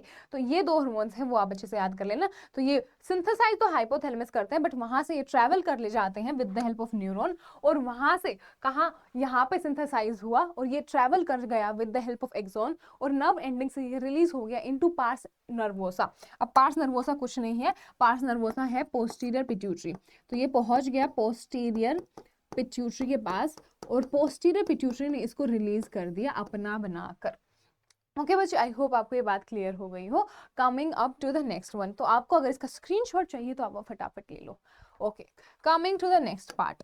अब हम बात करेंगे जो हमारा एनसीईआरटी में थोड़ा सा सिंपल सा डायग्राम दिया है, जो पिछला हमने थोड़ा सा ज्यादा सुंदर करके बना लिया था, वही वाला ये डायग्राम है। तो यहाँ पे हम देखते हैं कि हाइपोथैलेमस है, हाइपोथैलेमस है, हाँ जी, यहाँ पे हाइपोथैलेमस प्रेजेंट है, वो हमने देख लिया। अब हाइपोथैलेमस में क्या हो रहा है, कुछ न्यूरॉन्स हैं जो हाइपोथैलेमस में रहकर वहीं पे उनका एक्सॉन है, वहीं पे उनकी नर्व एंडिंग्स है, और वहीं पे हार्मोन्स रिलीज हो रहे हैं, और वहां से स्टार्ट हो रहा है एक पोर्टल सर्कुलेशन, जो कि हमारा हाइपोफिशियल पोर्टल सर्कुलेशन है। वो पहुंच रहा है हमारी एंटीरियर पिट्यूटरी में। तो एंटीरियर पिट्यूटरी में वो जैसे ही पहुंचता है वहां पे अपने हार्मोन्स रिलीज कर देता है, और जो हार्मोन्स रिलीज हुए हैं वो तो या तो स्टिमुलेटिंग होंगे या फिर वो इनहिबिटिंग होंगे, और जो पोस्टीरियर पिट्यूटरी एंटीरियर पिट्यूटरी जो हार्मोन्स रिलीज करने वाली थी उनका कंट्रोल करेंगे, उनको या तो रिलीज कराएंगे या फिर उनको रोक देंगे रिलीज होने से। तो ये सिंपल पार्ट इस साइड वाला क्लियर हो गया। आप दूसरा पार्ट देखते हैं जहां पर यहाँ पे स्टार्ट है हमारा न्यूरॉन और यहाँ पर उसका एक्सोन आता है, बट उसकी जो नर्व एंडिंग्स हैं वो यहाँ पे आती हैं, तो उसका जो हार्मोन यहाँ पे सिंथेसाइज होगा बट वो रिलीज यहाँ पर होगा पोस्टीरियर पिट्यूटरी में, और वो पोस्टीरियर पिट्यूटरी फिर उसको रिलीज करेगी। और बच्चे यहाँ पर जो है पार्स इंटरमीडिया दिया नहीं है यहाँ पर, बट अगर हम देखें तो यहाँ पे ऐसा कुछ स्ट्रक्चर प्रेजेंट होगा, वो हमारा पार्स इंटरमीडिया कहलाएगा, जिसका एक ही हार्मोन होता है रिलीज करना, वो है MSH, जो मेलानोसाइट स्टिमुलेटिंग हार्मोन है। अगर हम आगे चल के देखते हैं, जो हमारा काफी ज्यादा इजी सा फ्लो चार्ट है, जो अभी तक चीजें आपको काफी ज्यादा कंफ्यूजिंग लग रही होंगी उनको क्लियर कर देगा होपफुली। तो अगर हम देखें पिट्यूटरी ग्लैंड, तो इसको किस किस स्ट्रक्चर में हमने डिवाइड किया है बच्चे, तो हमने इसको कुछ इस तरीके से डिवाइड किया है। तो अगर हम इसकी बात करें, एक सेकेंड, तो यहाँ पे हो गया हमारा पिट्यूटरी ग्लैंड, और हमें पता है वो कहाँ पर है, वो सेला टर्सिका जो बोनी कैविटी है उसके अंदर है। अब देखते हैं इसके में दो पार्ट्स में डिवाइडेड है, adeno hypophysis and neuro hypophysis. अब एडिनो हाइपोफाइसिस के दो फर्दर पार्ट्स इवन डिवाइडेड हैं, कौन सा, पार्स डिस्टेलिस, जिसको हम कॉमन लैंग्वेज में एंटीरियर पिट्यूटरी भी बोल रहे हैं, और पार्स इंटरमीडिया, जिसको हम कॉमन लैंग्वेज में कुछ नहीं बोल रहे हैं यहाँ पर। और ये दोनों ऑलमोस्ट आपस में मर्ज्ड हैं, मतलब एक ही कुछ स्ट्रक्चर है, कुछ ज्यादा डिफरेंशिएशन नहीं है इनके स्ट्रक्चर में। वैसे जो हमारा न्यूरो हाइपोफाइसिस है, जो क्या कहला रहा है, पोस्टीरियर पिट्यूटरी कहला रहा है, वो उसका दूसरा नाम है पार्स नर्वोसा। और वो पार्स नर्वोसा क्या करेगा, वो स्टोर करेगा, वो सिंथेसाइज कुछ भी नहीं करेगा। अगर आपको अपने नीट के एग्जाम में आ जाए कि कौन से हॉर्मोन्स सिंथेसाइज होते हैं बाय न्यूरो हाइपोफाइसिस या फिर पोस्टीरियर पिट्यूटरी या फिर पार्स नर्वोसा, तो आप बोलेंगे नन, कुछ भी सिंथेसाइज नहीं करता है, ये खुद से कुछ बनाना नहीं आता है इसको, ये जो हाइपोथैलेमस ने बनाया है उसको रिलीज करेगा बस। तो कौन से दो हार्मोन्स है वो, जो ऑक्सीटोसिन है और वेसोप्रेसिन है, जिसको हम कॉमन लैंग्वेज में ADHB बोलते हैं, उसको क्या करेगा, स्टोर करेगा और रिलीज करेगा। अब इनका सिंथेसिस तो हाइपोथैलेमस ने ही किया है ना। अगर हम देखें दूसरा पार्ट एडिनो हाइपोफाइसिस, तो इसमें हमने देखा था एंटीरियर पिट्यूटरी। अब एंटीरियर पिट्यूटरी का क्या कर रहा है रिलीज, ग्रोथ हार्मोन कर रहा है, एटसेट्रा एटसेट्रा, मतलब बहुत सारे हैं जो इस पेज पे नहीं आ सकते थे, अगले पेज पे हमने लिखे हैं तो वो देख लेंगे। तो यहाँ पे ग्रोथ हार्मोन एक मेजर हार्मोन है, और भी बहुत सारे हैं जो हम अगले पेज पे देखने वाले हैं। उसके अलावा अगर हम पार्स इंटरमीडिया की बात करें, तो उसका एक ही हार्मोन है जो वो खुद बना भी रहा है और रिलीज भी कर रहा है, जो है MSH is melanocyte stimulating hormone. बच्चे यहाँ पर ये स्टिमुलेटिंग है, एक सेकेंड ठीक कर लेते हैं, स्टिमुलेटिंग हार्मोन मतलब मेलानोसाइट्स को स्टिमुलेट करेगा to release melanin. I hope ये बात आपको अच्छे से क्लियर हो गई हो, क्योंकि अब हम मूव ऑन करते हैं हमारे जो हजारों हार्मोन्स, अब हजारों तो नहीं है एक्चुअली, बट उसके क्लोज बैक जो काफी सारे हार्मोन्स जो हमारी इंटीरियर पिट्यूटरी रिलीज कर रही है उनके बारे में। तो हम एक एक करके पहले NCERT देखते हैं ताकि आपको अच्छे से समझ आ पाए, और फिर हम उसका एक फ्लो चार्ट बना लेंगे। फ्लो चार्ट तो नहीं, टेबल टाइप एक डायग्राम बना लेंगे, नहीं एक लिस्ट बना लेंगे कि कौन से हार्मोन्स हैं। तो अगर हम बात करें कि जो हमारे जो ग्रोथ हार्मोन है, ओके एक सेकेंड बच्चे, I think we missed something, एक सेकेंड बच्चे। हाँ, हम यहाँ पे देखते हैं कि जो हमारे हार्मोन्स हैं वो एक्सटर्नली ट्रांसपोर्ट हो गए टू न्यूरो हाइपोफाइसिस। हाँ जी, ये वाली बात क्लियर है। ओके, कमिंग अप, अब हम देखते हैं पिट्यूटरी हार्मोन के बारे में। तो पिट्यूटरी हार्मोन का है सबसे पहले ग्रोथ हार्मोन। तो ग्रोथ हार्मोन जो है वो अगर उसका ओवर सिक्रीशन हो जाए, तो हम बच्चे देखेंगे कि जो हार्मोन्स हैं उनका मेजर काम क्या है, उनका मेजर काम है कि वो दो सेल्स के बीच में कोऑर्डिनेशन बैठाएं, मतलब एक अंडर कंट्रोल रखें पूरा सिस्टम, एक होम्योस्टेसिस रखें पूरे सिस्टम में, किसी की ग्रोथ बहुत ज्यादा भी ना हो जाए और बहुत कम भी ना होकर रह जाए। तो इसके ना काफी ज्यादा कोऑर्डिनेटेड मैनर में सब फंक्शन करता है, और ये सारा सिस्टम जो इतना ज्यादा तालमेल बिठा के रखता है, ये अचानक से अगर इसमें जरा भी खराबी आ जाए तो काफी ज्यादा प्रॉब्लम्स हो सकती हैं, और उसी तरीके से काफी ज्यादा एबनॉर्मलिटीज भी हो सकती हैं और डिसऑर्डर्स भी हो सकते हैं। तो हम काफी सारे डिसऑर्डर्स भी पढ़ेंगे इस चैप्टर में। तो अगर हम यहाँ पे देखें कि अगर ओवर सिक्रीशन हो जाए किसका, ग्रोथ हार्मोन का, जो एक मेजर हार्मोन है which is released by pituitary gland का कौन सा पार्ट, एंटीरियर पार्ट। तो अगर एंटीरियर पिट्यूटरी का जो ग्रोथ हार्मोन है उसका ओवर सिक्रीशन हो जाए तो क्या हो जाएगा, एबनॉर्मल ग्रोथ हो जाएगी बच्चे, एबनॉर्मल ग्रोथ किसकी हो जाएगी, हमारी बॉडी की। तो ये ना दो तरीके से हो सकता है, या तो बचपन में ही बहुत ज़्यादा ग्रोथ हार्मोन रिलीज हो गया, तो ये क्या कर देगा, ये जाइजेंटिज्म कर देगा, मतलब बहुत ही ज़्यादा लंबा इंसान और बहुत ही ज़्यादा हट्टा कट्टा इंसान हो जाएगा। तो उसको हम जाइजेंटिज्म कंडीशन बोलते हैं, जो हुई कब, जब बचपन में ही एक बेबी में ही बहुत ही ज़्यादा अमाउंट में ग्रोथ हार्मोन रिलीज हो गया इस वजह से। वेयर दूसरा केस होता है जब अडल्ट स्टेज में अगर एक इंसान पहुंच गया है और उसमें बहुत ज्यादा ग्रोथ हार्मोन रिलीज हो गया है, तो क्या होगा, उसको हो जाएगा बच्चे दूसरा डिसऑर्डर जिसको हम एक्रोमेगैली बोल रहे हैं, जिसमें जो फेस का स्ट्रक्चर है, फेशियल फीचर्स हैं, वो बिगड़ जाएंगे, जो बहुत ही ज्यादा बाहर निकल जाएगा, और भी काफी ज्यादा चेंजेस आ जाएंगे, और उस कंडीशन को हम एक्रोमेगैली बोलेंगे। तो जो दो कंडीशन हमने देख लिए हैं जो over secretion of growth hormone की वजह से होती हैं, एक तो हो गया जाइजेंटिज्म बच्चे, तो हम यहाँ पे क्या देखते हैं, अगर ओवर सिक्रेशन हो गया इन बेबी स्टेज तो जाइजेंटिज्म हो गया, और अगर अडल्ट स्टेज में हुआ तो it would lead to acromegaly. और एक्रोमेगैली इतना ज्यादा सीरियस है कि अगर इसको कंट्रोल नहीं किया गया टाइम पे तो it can even lead to death. उसके अलावा अगर अंडर सिक्रेशन हुआ, दैट इज एक तो हो गया over secretion, that is hyper, एक हो गया under secretion, that is hypo secretion of growth hormone. तो अगर hypo secretion of growth hormone होता है बच्चे, तो वो क्या कराता है, उसकी वजह से क्या हो जाएगा, ड्वार्फिज्म हो जाएगा, बहुत ही ज्यादा छोटी हाइट रह जाएगी उस इंसान की। तो सब के सब उसमें जो फीचर्स हैं, चाहे वो सेक्सुअल फीचर्स हो, चाहे वो मेंटल हो, वो सब ग्रोथ नॉर्मल रहेगी, बट जो फिजिकल है वो ग्रोथ काफी ज्यादा छोटा रह जाएगा वो इंसान, जिसको हम पिट्यूटरी ड्वार्फिज्म बोलेंगे। तो हमने देख लिया कि जो अंडर सिक्रेशन वो भी देख लिया है, और excess secretion in adult stage भी देख लिया है, जो कि एक्रोमेगैली कोज कर देगा, और it can even lead to death, that is premature death भी हो सकता है अगर हमने इसको कंट्रोल नहीं किया, जो over secretion in adult stage है उसको। तो आई होप ये बच्चे आपको क्लियर हो गया हो। तो अगर हम देखें कि डिजीज जो है काफी ज्यादा हार्ड टू डायग्नोज है अर्ली स्टेजेस में, और इसी वजह से ये काफी ज्यादा अननोटिस्ड चली जाती है for a very long time, काफी ज्यादा सालों तक। तो एक्सटर्नल फीचर्स हैं वो हैं बच्चे क्या बन जाते हैं, जब नोटिसेबल बन जाते हैं तब ही हम पहचान पाते हैं कि हाँ इस इंसान में ओवर सिक्रेशन हो रही है किसकी, ग्रोथ हार्मोन की। अगर हम बात करें सेकेंड हार्मोन की, तो ये था फर्स्ट हार्मोन बच्चे, जो था ग्रोथ हार्मोन, ये हमने देख लिया ग्रोथ हार्मोन के बारे में। अब हमारा सेकंड हार्मोन आ जाता है जो कि है बच्चे प्रोलैक्टिन। तो अगर हम प्रोलैक्टिन के फंक्शन देखें तो प्रोलैक्टिन क्या करा रहा है बच्चे, रेगुलेट कर रहा है the growth of mammary glands. तो ये दो फंक्शन करेगा which is related to mammary glands only. तो एक तो ये प्रेगनेंसी के टाइम पे ग्रोथ करवाएगा, डिफरेंशिएशन करवाएगा एल्वियोलाई जो होते हैं मेमोरी ग्लैंड्स में उनका। तो डिफरेंशिएशन से वो अटेन कर पाएंगे एक फंक्शन जहां पे वो सिंथेसिस करवा पाएंगे मिल्क का, और फिर वो इसका जो मिल्क है उसका सिंथेसिस भी करवाएगा। तो इसके दो काम हो रहे हैं, एक तो ये मेमोरी ग्लैंड का क्या करवा रहा है, ग्रोथ एंड डेवलपमेंट करवा रहा है, दैट इज डिफरेंशिएशन करवा रहा है, और मिल्क का जो सिंथेसिस भी करवा रहा है बच्चे। तो ये फॉर्मेशन ऑफ मिल्क भी करवा देगा और ग्रोथ ऑफ मेमोरी ग्लैंड्स भी करवाएगा। कौन सा हार्मोन, प्रोलैक्टिन हार्मोन, जिसको हम PRL हार्मोन भी बोलते हैं। तो इसके दो फंक्शंस हमने यहाँ पर देख लिए। उसके अलावा हमारा थर्ड हार्मोन आ जाता है पिट्यूटरी का, जो कि है थायराइड स्टिमुलेटिंग हार्मोन।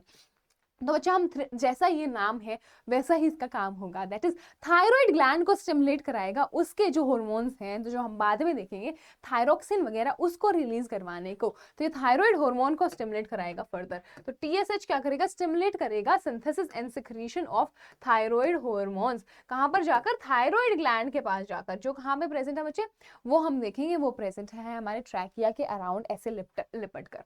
ये हमने चीज देख ली है। तो वो क्या कर रहा है बच्चे, अब अगर हम बात करें हमारे फोर्थ हार्मोन की, जो कौन सा है, ACTH एडिनोकोर्टिकोट्रोफिक हार्मोन। अगेन एक ट्रॉफिक हार्मोन है, अगेन एक ग्लैंड को कंट्रोल, स्टिमुलेट या फिर इनहिबिट करवाएगा। तो यहाँ पे ये एड्रीनल ग्लैंड के पास जाएगा, और एड्रीनल ग्लैंड के जो हार्मोन्स हैं कोर्टिकोट्रोफिक हार्मोन्स, कोर्टिसोल वगैरह, उसका रिलीज करवाएगा बच्चे। तो यहाँ पे ACTH जो है हमारा वो स्टिमुलेट करेगा synthesis and secretion of steroid hormones, जिसको हम ग्लूकोकोर्टिकोइड्स वगैरह बोलते हैं, from the adrenal cortex. Adrenal cortex और एड्रीनल मेड्यूला दो पार्ट होते हैं जो हम आगे चल के देखेंगे। यहाँ पे ये एड्रीनल कॉर्टेक्स को स्टिमुलेट करेगा ताकि वो ग्लूकोकोर्टिकोइड रिलीज करे। ओके बच्चे, आई होप ये क्लियर हो गया हो। अब हम बात करते हैं गोनेडोट्रोफिन्स की। तो गोनेडोट्रोफिन्स कौन से दो पढ़े थे हमने? LH एंड FSH पढ़ा था। तो LH एंड FSH क्या करेगा बच्चे? LH and FSH obviously gonads के पास जाएगा, जो टेस्टिस एंड ओवरीज होंगे उनके पास जाएगा और उनसे हार्मोन्स रिलीज करवाएगा। तो LH एंड FSH करेगा गोनाडल एक्टिविटी को स्टिमुलेट, और इसलिए हम इसको गोनेडोट्रोफिन्स भी बोलते हैं। और ये क्या करेगा? मेल्स एंड फीमेल्स में दोनों में क्या कराएगा? अगर हम फंक्शन देखें तो LH का फंक्शन देखें अगर, LH would stimulate the synthesis and secretion of hormones called androgens from testis. तो जो टेस्टिस होते हैं, जो एक और ग्लैंड है हमारा जो मेल्स में प्रेजेंट होता है, उससे जो androgens that is male hormone, जो मेजर मेल हार्मोन होता है कौन सा होता है बच्चे? टेस्टोस्टेरोन। तो अगर हम एंड्रोजन्स की बात करें तो मेल्स में होता है टेस्टोस्टेरोन्स, जो हमारा एक और स्टेरॉइडल हार्मोन है जो कि मेल कैरेक्टरिस्टिक्स के लिए रिस्पॉन्सिबल है, उसका रिलीज करवाएगा फ्रॉम टेस्टिस। तो आई होप बच्चे ये आपको चीज क्लियर हो गई हो। यहाँ पर हमने सारे के सारे जो पिट्यूटरी ग्लैंड है उनके हार्मोन्स के बारे में बात की है। अब बच्चे ये वाला पैराग्राफ आप देखो एक सेकेंड तक।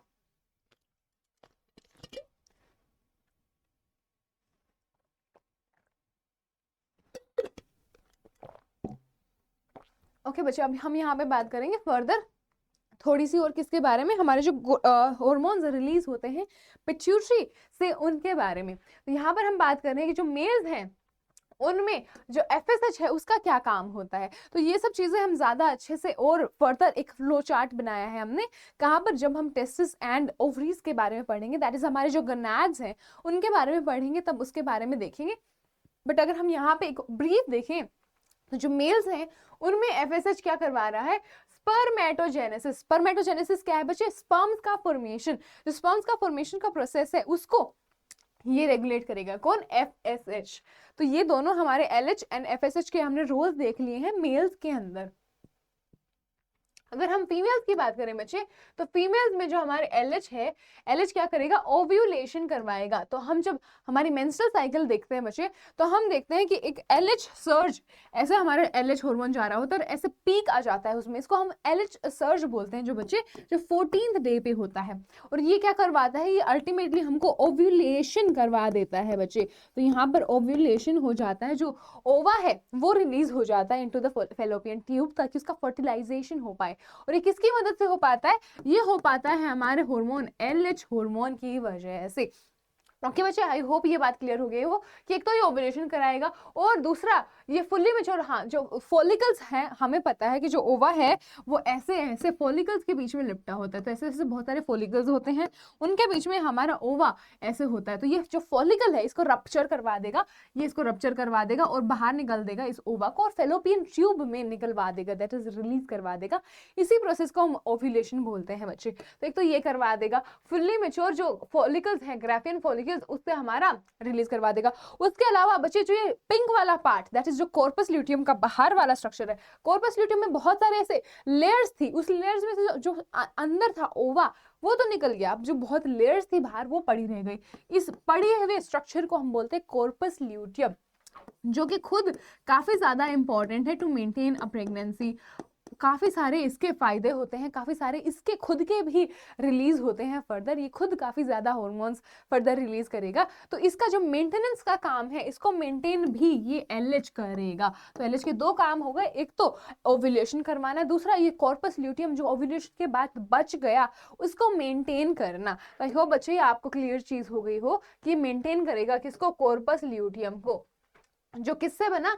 जो रिमेनेंट्स ऑफ ग्राफियन फॉलिकल, जो पहले हमारे पास ग्राफियन फॉलिकल था जिसमें से ओवा निकल गया, तो जो कॉर्पस ल्यूटियम बच गया उससे। हाँ जी, ये बात भी क्लियर हो गई। उसके अलावा अगर हम FSH की बात करें इन फीमेल, तो ये ग्रोथ एंड डेवलपमेंट भी कराएगा फॉलिकल्स की। कौन सा फॉलिकल? जैसे ग्राफियन फॉलिकल वगैरह हो गए, ऐसे काफी ज्यादा फॉलिकल्स होते हैं हमारे विमेन रिप्रोडक्टिव सिस्टम में, तो उनकी ग्रोथ एंड डेवलपमेंट भी ये FSH करवाता है। अगर हम बात कर लें अब जो पार्स इंटरमीडिया है उसके hormone, that is MSH, melanocyte stimulating hormone. तो ऑब्वियसली जैसा नाम है कि मेलानोसाइट्स को स्टिमुलेट करेगा बच्चे, तो MSH मेलानोसाइट्स के पास जाएगा, उनके ऊपर एक्ट करेगा और क्या बोलेगा? उनको बोलेगा कि आप मेलानिन को रिलीज करो। तो मेलानिन को रिलीज करवाएगा, उसकी वजह से हमारा जो स्किन का कलर है वो आता है।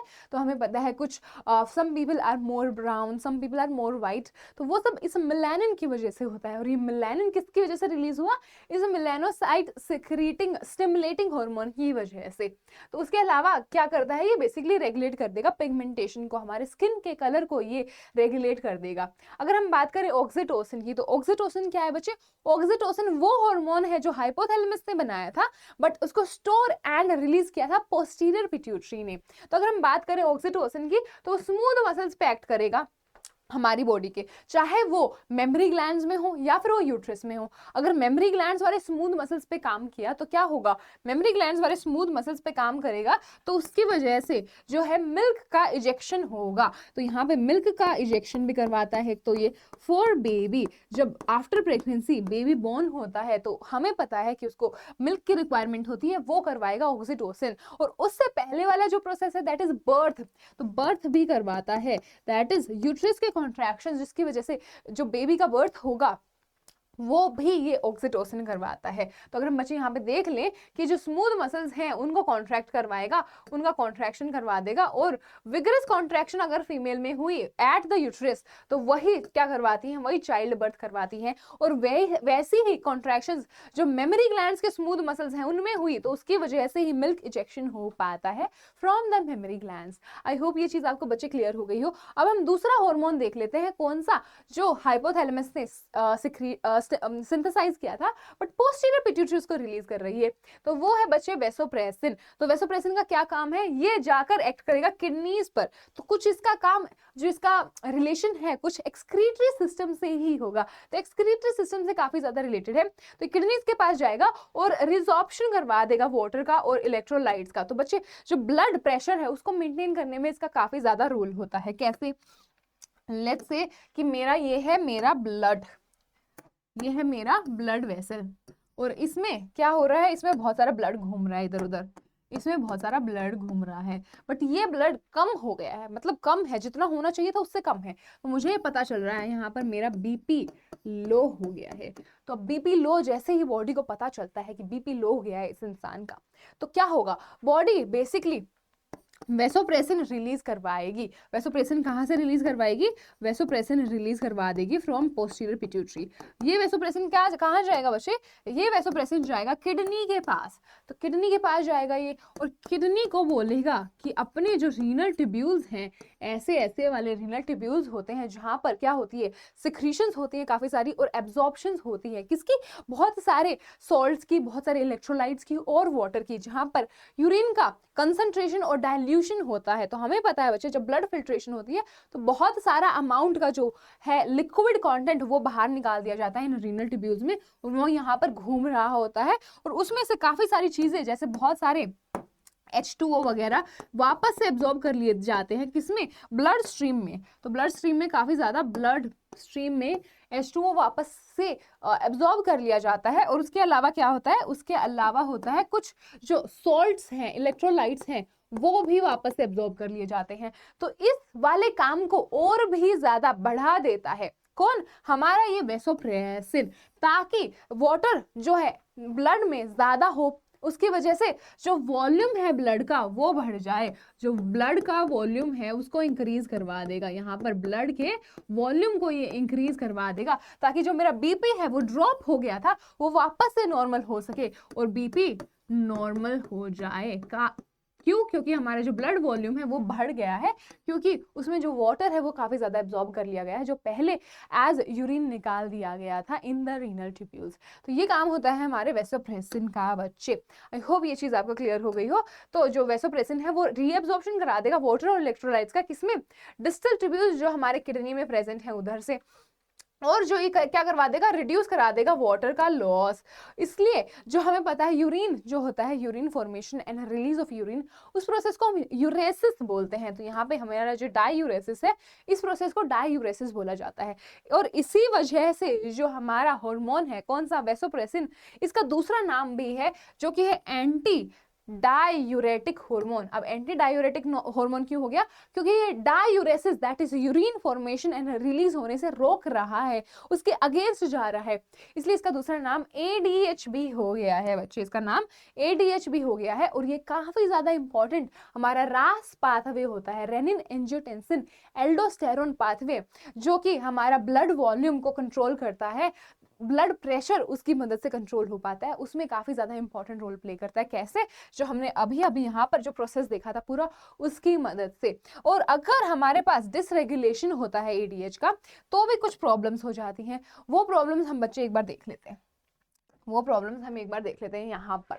ओके, तो हमारे पास क्या होता है बच्चे, अगर इंपेयरमेंट हो गया किसमें, हमारे ADH के रिलीज में, जो ADH नॉर्मल रिलीज हो रहा था वो वैसे रिलीज नहीं हो पा रहा है अब, तो क्या हो गया, काफी ज्यादा इफेक्ट हो जाएगा synthesis and release of ADH। अब जो ADH का काम था कौन सा, एब्जॉर्प्शन करवाना, यहाँ पर जो काम कर रहा था हमारा ADH, हमारा जो वाटर एंड सॉल्ट्स को एब्जॉर्ब करवा रहा था ताकि ब्लड वॉल्यूम बढ़ पाए, ब्लड वॉल्यूम बढ़ा रहा था, वो जो फंक्शन है उसका इंपेयरमेंट हो जाएगा, वो फंक्शन ढंग से नहीं कर पाएगा हमारा बॉडी।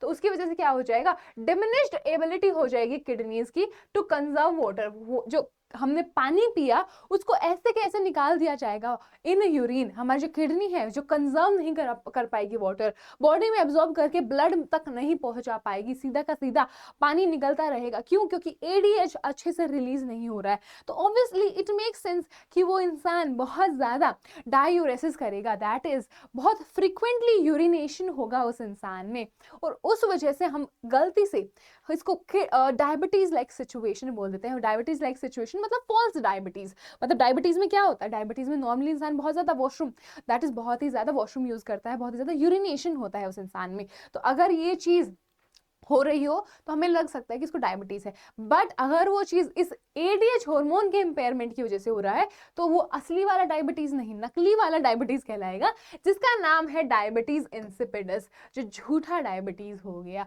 तो यहाँ पर कुछ भी ग्लूकोज लेवल्स, इंसुलिन लेवल्स से रिलेटेड कुछ भी इंपेयरमेंट नहीं है बॉडी में, the only impairment is in ADH volume. जो ADH हार्मोन है वो वियर्ड कॉन्सेंट्रेशन, दैट इज बहुत ही कम कॉन्सेंट्रेशन में रिलीज हो रहा है, उस वजह से काफी ज्यादा डायूरेसिस, फ्रीक्वेंट यूरिनेशन हो जाएगा उस इंसान में। तो यही चीज बोल रही है कि काफी ज्यादा वाटर लॉस हो जाता है उस इंसान में। ओके बच्चे, आई होप आपको ये चीज क्लियर है।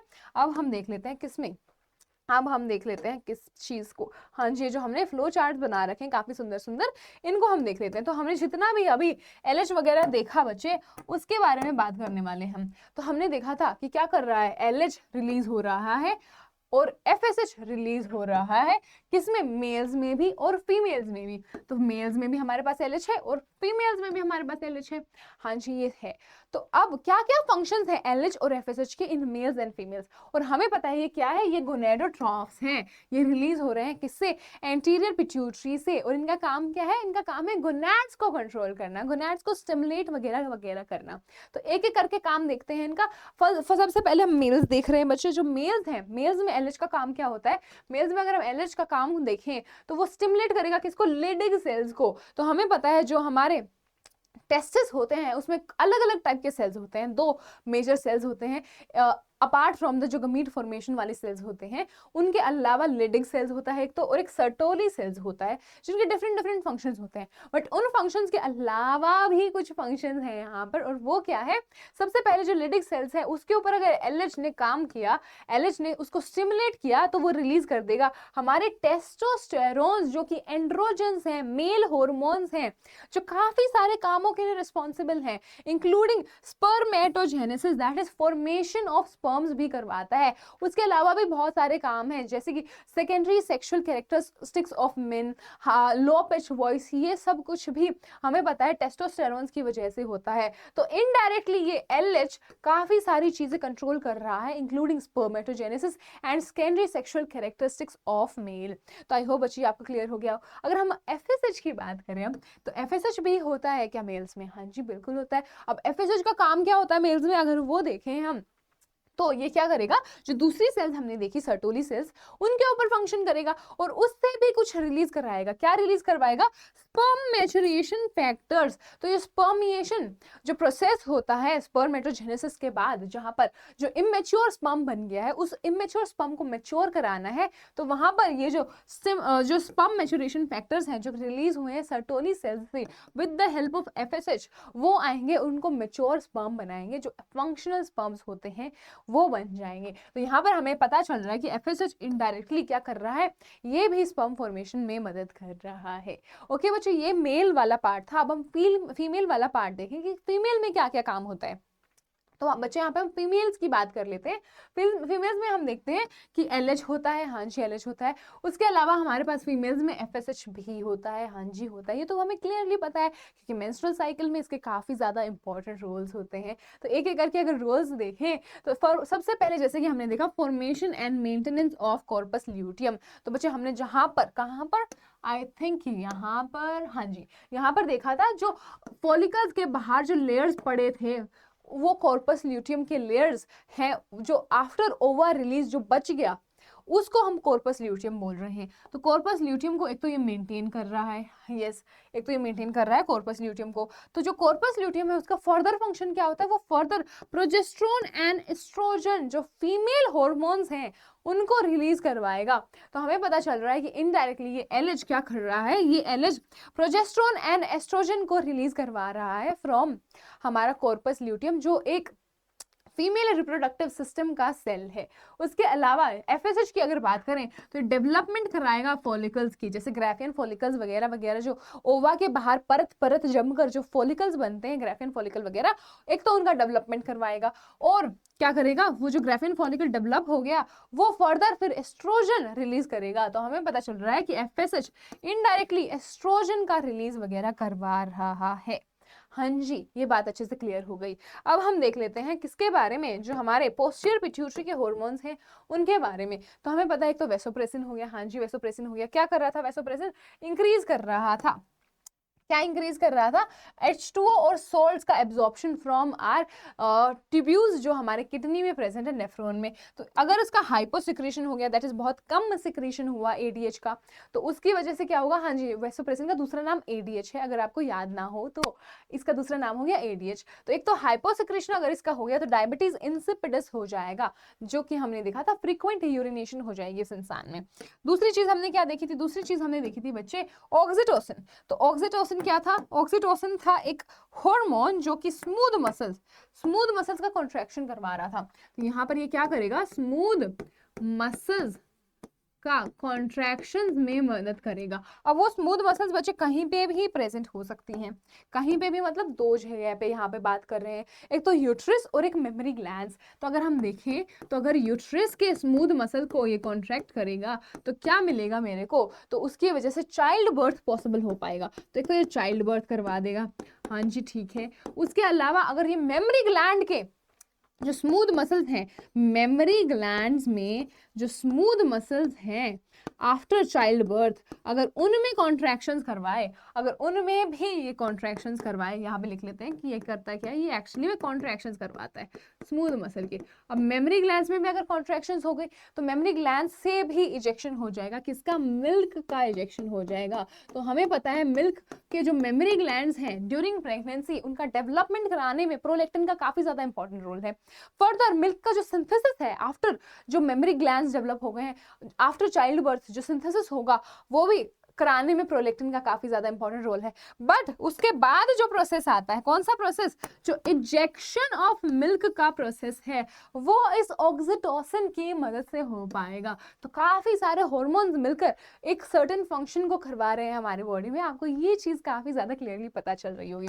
अब moving on to the next part, तो I think we are done with pituitary. अब हम आ गए हैं दूसरे ग्लैंड पे जो कि है पीनियल ग्लैंड। तो अगर हम बच्चे पीनियल ग्लैंड की बात करें तो देख लेते हैं पीनियल ग्लैंड को। जो पीनियल ग्लैंड है वो क्या है, located on the dorsal side of fore brain. तो हमें पता है जो फ्रंट साइड है हमारा वो वेंट्रल साइड कहलाता है, जो बैक साइड है वो डोर्सल साइड कहलाता है। तो जो फोर ब्रेन है हमारा, उसका जो डोर्सल साइड पीछे वाला साइड हो गया, वहां पे ये पीनियल ग्लैंड लोकेटेड होगी एक तो इसकी लोकेशन हमें क्लियर हो गई है। उसके अलावा इसके हार्मोन्स कौन से रिलीज होते हैं वो भी देख लेते हैं। तो इसमें बहुत ज्यादा इंपॉर्टेंट हार्मोन रिलीज होता है बच्चे, जो कि है मेलाटोनिन। अब ये मेलाटोनिन इतना छोटा सा नाम है, इतना छोटा सा ग्लैंड है, बट इसके फंक्शन इतने ज़्यादा इंपॉर्टेंट है ना, इतने सारे फंक्शंस कराता है जो कि बहुत ही ज़्यादा एक बेसिक लाइफस्टाइल के लिए रिक्वायर्ड है ह्यूमंस की। जो एक नॉर्मल लाइफस्टाइल है डेली की, उसको मेंटेन करने के लिए काफ़ी ज़्यादा रिक्वायर्ड है। डे टू डे एक्टिविटीज़ जो ह्यूमंस में होती हैं उसके लिए ये बच्चे काफ़ी ज़्यादा रिक्वायर्ड है क्या,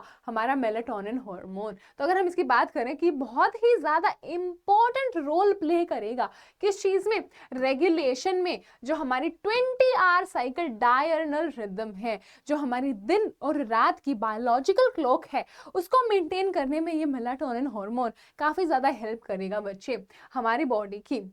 जैसे कि अगर फॉर एग्जाम्पल हम देखें तो ये क्या क्या मेंटेन करता है बच्चे, ये स्लीप वेक साइकिल, कब उठना है और कब सोना है।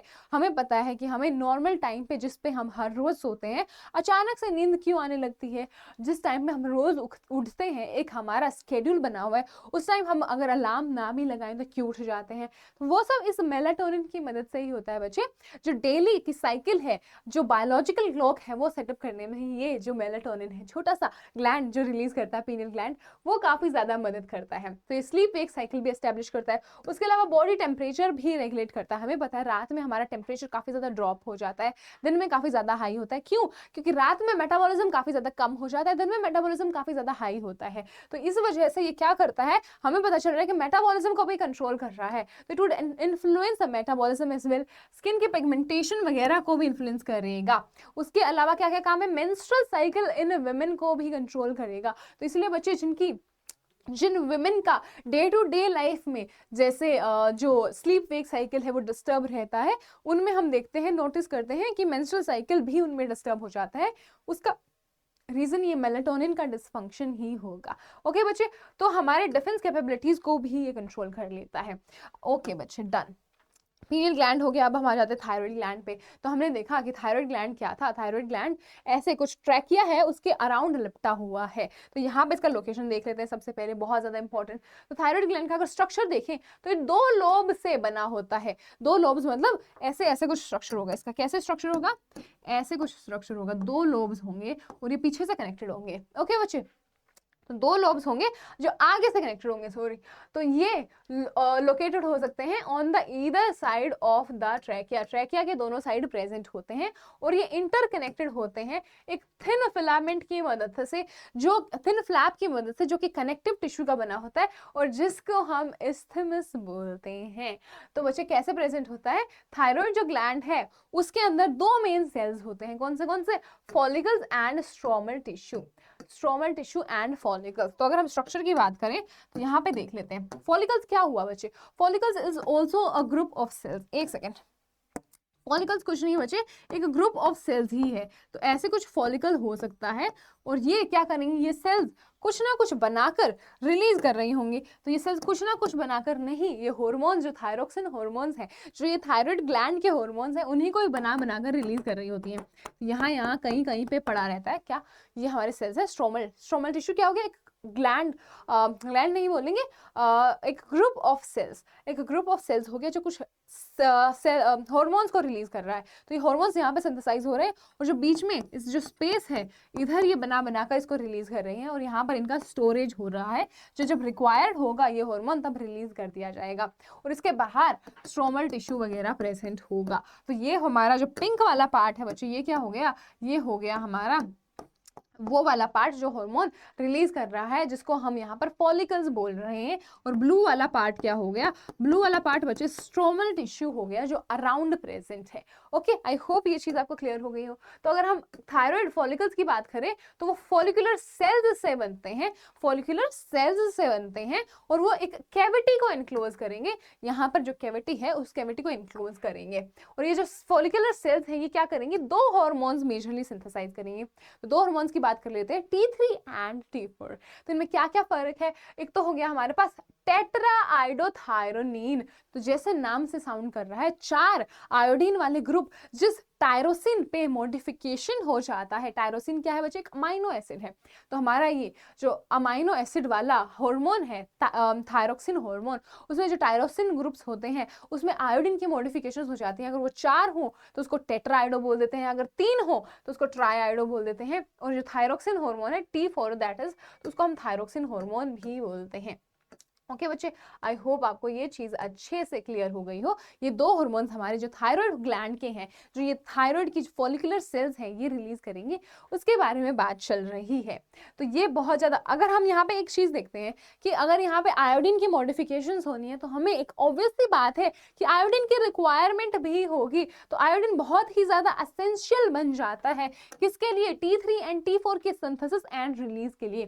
तो T3 and T4 normal amounts में नहीं होगा। अगर हमारे डाइट में, हमारे बॉडी में आयोडीन की कमी हो गई तो क्या हो जाएगी बच्चे, उस कंडीशन को हम बोलेंगे हाइपोथायरॉयडिज्म। तो हाइपोथायरॉयडिज्म हो सकता है किस केस में, अगर हमारी डाइट में अच्छे से आयोडीन नहीं है। तो हाइपो मतलब कमी, लेस सिक्रीशन ऑफ थायराइड के जो हॉर्मोन्स है दैट इज थायरोक्सिन हार्मोन, वो हो जाएगा बच्चे। तो अगर हम बात करें T3 और T4 तो हम देख रहे हैं यहाँ पे आयोडीन असेंशियल है किसके लिए, हार्मोन के सिंथेसिस के लिए। कौन सा हार्मोन के लिए, T3 एंड T4 के लिए। हाँ जी, बात क्लियर है। अगर डेफिशिएंसी हो जाए तो मतलब डेफिशिएंसी ऑफ आयोडीन हो जाए हमारी डाइट में तो क्या हो जाएगा, तो हाइपोथायरॉयडिज्म हो जाएगा। अब हाइपोथायरॉयडिज्म क्या क्या होता है, कैसे कैसे डिसऑर्डर होते हैं वो भी देख लेते हैं। जो हाइपोथायरॉयडिज्म डिसऑर्डर है उसमें क्या होता है बच्चे, एनलार्जमेंट हो जाती है थायराइड ग्लैंड की। जो थायराइड ग्लैंड है हमारी प्रेजेंट है ऐसे ट्रैकिया के अराउंड, उसकी लार्जमेंट हो गई। सोचो यहाँ पे कुछ एक ग्लैंड था वो सूज गया है, मतलब स्वेल हो गया है, तो ऑब्वियसली नेक भी स्वेल हो जाएगा ना बच्चे। तो नेक स्वेल हो जाती है इस केस में, और इसको हम कॉमनली गोइटर के नाम से जानते हैं। जो डिसऑर्डर हुआ है उसको हम कॉमनली गोइटर बोलते हैं। और हाइपोथायरॉयडिज्म अगर प्रेगनेंसी के दौरान हो जाए तो ये तो गोइटर वाली बात तो हो गई पहली वाली, जिसमें क्या हो जाएगा, नेक दैट इज नेक स्वेलिंग हो जाएगी। बट दूसरी कंडीशन अगर कंसिडर करें कि ड्यूरिंग प्रेगनेंसी लेट्स से किसी वुमेन के अंदर हो गया है क्या, हाइपोथायरॉयडिज्म, आयोडीन की कमी आ गई है ड्यूरिंग प्रेगनेंसी, तो वो क्या करा देगा बच्चे, वो बच्चे में एक डिसऑर्डर करा देगा। कौन सा डिसऑर्डर, उस बच्चे में जो डिसऑर्डर होगा उसको हम बोलते हैं बच्चे क्रेटिनिज्म। क्रेटिनिज्म हो जाएगा उस बेबी में। उस क्रेटिनिज्म में क्या क्या होता है, मेंटल रिटार्डेशन हो जाती है उस बच्चे की। तो काफी सारी चीजें हो जाएंगी, डिफेक्टिव डेवलपमेंट एंड मैच्योरेशन हो जाएगा ऑफ द ग्रोइंग बेबी। जो बेबी ग्रो हो रहा है उस प्रेग्नेंट वुमेन में, उसकी वजह से मेंटल रिटार्डेशन हो गई, लो इंटेलिजेंस हो गया, abnormal skin deaf and mutism. तो काफी सारी एबनॉर्मलिटीज उस बेबी में हो जाती है अगर प्रेग्नेंट लेडी में हाइपोथायरॉयडिज्म हो जाए। ओके बच्चे, आई होप ये चीज आपको क्लियर है। अगर हम आगे देखें, अगर अडल्ट विमेन में हाइपोथायरॉयडिज्म होता है तो ये मेंस्ट्रुअल साइकिल को भी डिस्टर्ब कर सकता है, मेंस्ट्रुअल साइकिल को भी इररेगुलर बना सकता है। तो ये तो बात कर ली हमने हाइपोथायरॉयडिज्म की। दूसरा केस लेते हैं हाइपरथायरॉयडिज्म। बच्चे हाइपरथायरॉयडिज्म क्या है, एक्सेस हाइपरथायरॉयडिज्म। हाइपरथायरॉयडिज्म मतलब एक्सेस अमाउंट में सिक्रीट हो गया थायराइड हार्मोन। तो अगर एक्सेस में सिक्रीट हो जाए, किस केस में होगा ये बच्चे, उस केस में होता है जब कैंसर वगैरह हो जाता है। जो लोब्स हैं थायराइड ग्लैंड के उस पर कैंसर वगैरह हो गया तो हमें पता है कैंसर में एबनॉर्मल ग्रोथ ऑफ सेल्स हो जाती है, अनचेक्ड ग्रोथ ऑफ सेल्स हो जाती है। तो इतनी सारी सेल्स अगर ग्रो कर गई तो उस वजह से क्या हो जाएगा, उस वजह से हो जाएगा बच्चे ज्यादा अमाउंट में थायरोक्सिन हार्मोन्स रिलीज, उस वजह से भी काफी सारे डिसऑर्डर्स हो जाएंगे। अगर हम देखें कौन से डिसऑर्डर्स, कि अगर कैंसर हुआ तो उस वजह से थायराइड ग्लैंड बहुत ज्यादा डेवलप हो जाएगा, नोड्यूल्स वगैरह बन जाएंगे उस थायराइड ग्लैंड में, उस वजह से एक्सेस सिंथेसिस हो जाएगा थायराइड हार्मोन का, इंक्रीज हो जाएगा काफी ज्यादा, एबनॉर्मल हाई लेवल पे पहुंच जाएगा जो थायरोक्सिन हार्मोन है वो, और उस वजह से हाइपरथायरॉयडिज्म हो जाएगा जो कि बॉडी के फिजियोलॉजी को काफी ज्यादा इफेक्ट करता है। और उसको हम एक नॉर्मल नाम से एक्सोप्थेल्मिक गोइटर बोलते हैं। इसका नाम क्या हो गया बच्चे, एक्सोप्थेल्मिक गोइटर हो गया। जो नॉर्मल वाला हाइपो वाला गोइटर था उससे थोड़ा सा अलग है, एक्सेस हो रहा है यहाँ पर थायराइड हार्मोन। तो hyper is a form of hyperthyroidism. एक तरीके का हाइपरथायरॉयडिज्म है क्या बच्चे, क्या कौन से वाला डिसऑर्डर, एक्सोप्थेल्मिक गोइटर। तो यहाँ पर क्या होता है, एक तो एनलार्जमेंट ऑफ थायराइड ग्लैंड हो जाता है फिर से, हाँ जी हो गया। उसके बाद प्रोट्रूशन ऑफ आईबॉल्स हो जाता है। आईबॉल्स का प्रोट्रूशन मतलब आंखें ऐसे बाहर की तरफ आने लग जाती है उस इंसान की, जिसमें एक्सोप्थेल्मिक गोइटर होता है। उसके अलावा बच्चे जो इंक्रीज्ड, एक सेकेंड, एक सेकेंड बच्चे, increased basal metabolic rate, BMR भी बढ़ जाता है उस इंसान का, काफी ज्यादा जो मेटाबॉलिज्म है वो हाइपर हो जाता है उस इंसान में। उसके अलावा वेट लॉस हो जाता है। ऑब्वियसली बच्चे जिसका मेटाबॉलिज्म बहुत ज्यादा हाई है उसमें वेट लॉस भी हो जाएगा। Abnormal metabolism, abnormal weight loss, it is very clear. उसके अलावा हम इसको क्या बोलते हैं नॉर्मल भाषा में, उसके अलावा हम इसको ग्रेव्स डिजीज बोलते हैं। किसको? जो हाइपरथायरॉयडिज्म, एक्सोप्थेल्मिक गोइटर है उसको। तो आई होप बच्चे ये आपको थायराइड ग्लैंड के एबनॉर्मल कंडीशन की वजह से जो डिसऑर्डर्स होते हैं वो चीज अच्छे से क्लियर हो गई हो। तो हम देखते हैं थायराइड हार्मोन बहुत ही ज्यादा इंपॉर्टेंट रोल करता है किसमें? रेगुलेशन में। किसके? बीएमआर के, जो बेसल मेटाबॉलिक रेट होता है हमारे, उसके रेगुलेशन में काफी ज्यादा इंपॉर्टेंट मदद करता है। तो इस वाले पैराग्राफ में बच्चे हम क्या देख रहे हैं? इस वाले पैराग्राफ में हम जो थायरोक्सिन हार्मोन, जो थायराइड के हार्मोन होता है, उसके फंक्शंस के बारे में पढ़ रहे हैं। तो एक एक करके फटाफट पढ़ते हैं। एक तो बीएमआर को रेगुलेट करता है, हाँ जी, जो मेटाबॉलिज्म है हमारे बॉडी का, डाइजेशन, कार्बोहाइड्रेट वगैरह के बाद उसके जो रिलीज हुआ है उसका मेटाबॉलिज्म जो फर्दर होगा, जो साइकिल्स होती हैं बहुत सारे हमारे बॉडी में, उसको कंट्रोल करता है। उसके अलावा process of RBC formation, erythropoiesis भी करवाता है, आरबीसी सेल्स का फॉर्मेशन भी करवाता है। उसके अलावा जो थायराइड हार्मोन है ये मेटाबॉलिज्म, जैसे कि हमने पढ़ा, कार्बोहाइड्रेट, प्रोटीन, फैट्स वगैरह जो भी हमारे शरीर में है, जो साइकिल्स वगैरह होती हैं, ग्लाइकोलिसिस वगैरह वगैरह होता है, वो जो ग्लूकोजेनेसिस, ग्लूकोनियोजेनेसिस, बहुत सारी सेल्स साइकिल्स होती है, उन सबको भी ये थायरोक्सिन हार्मोन कंट्रोल करता है। ओके बच्चों, आई होप ये आपको क्लियर है। उसके अलावा भी एक और काम है, इतने सारे काम करता है ना ये। एक क्या करता है? Maintenance of water electrolyte balance.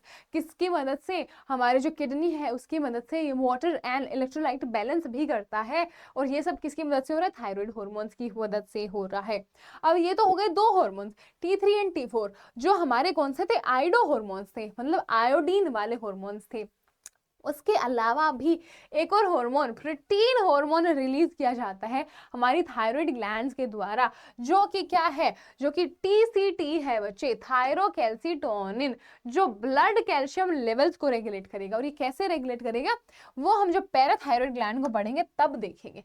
Okay बच्चे, तो यहाँ पर हमने थोड़ा सा ये रिविजन के लिए रखा है, तो आप रिविजन करो फटाफट, जल्दी से पढ़ो इसको।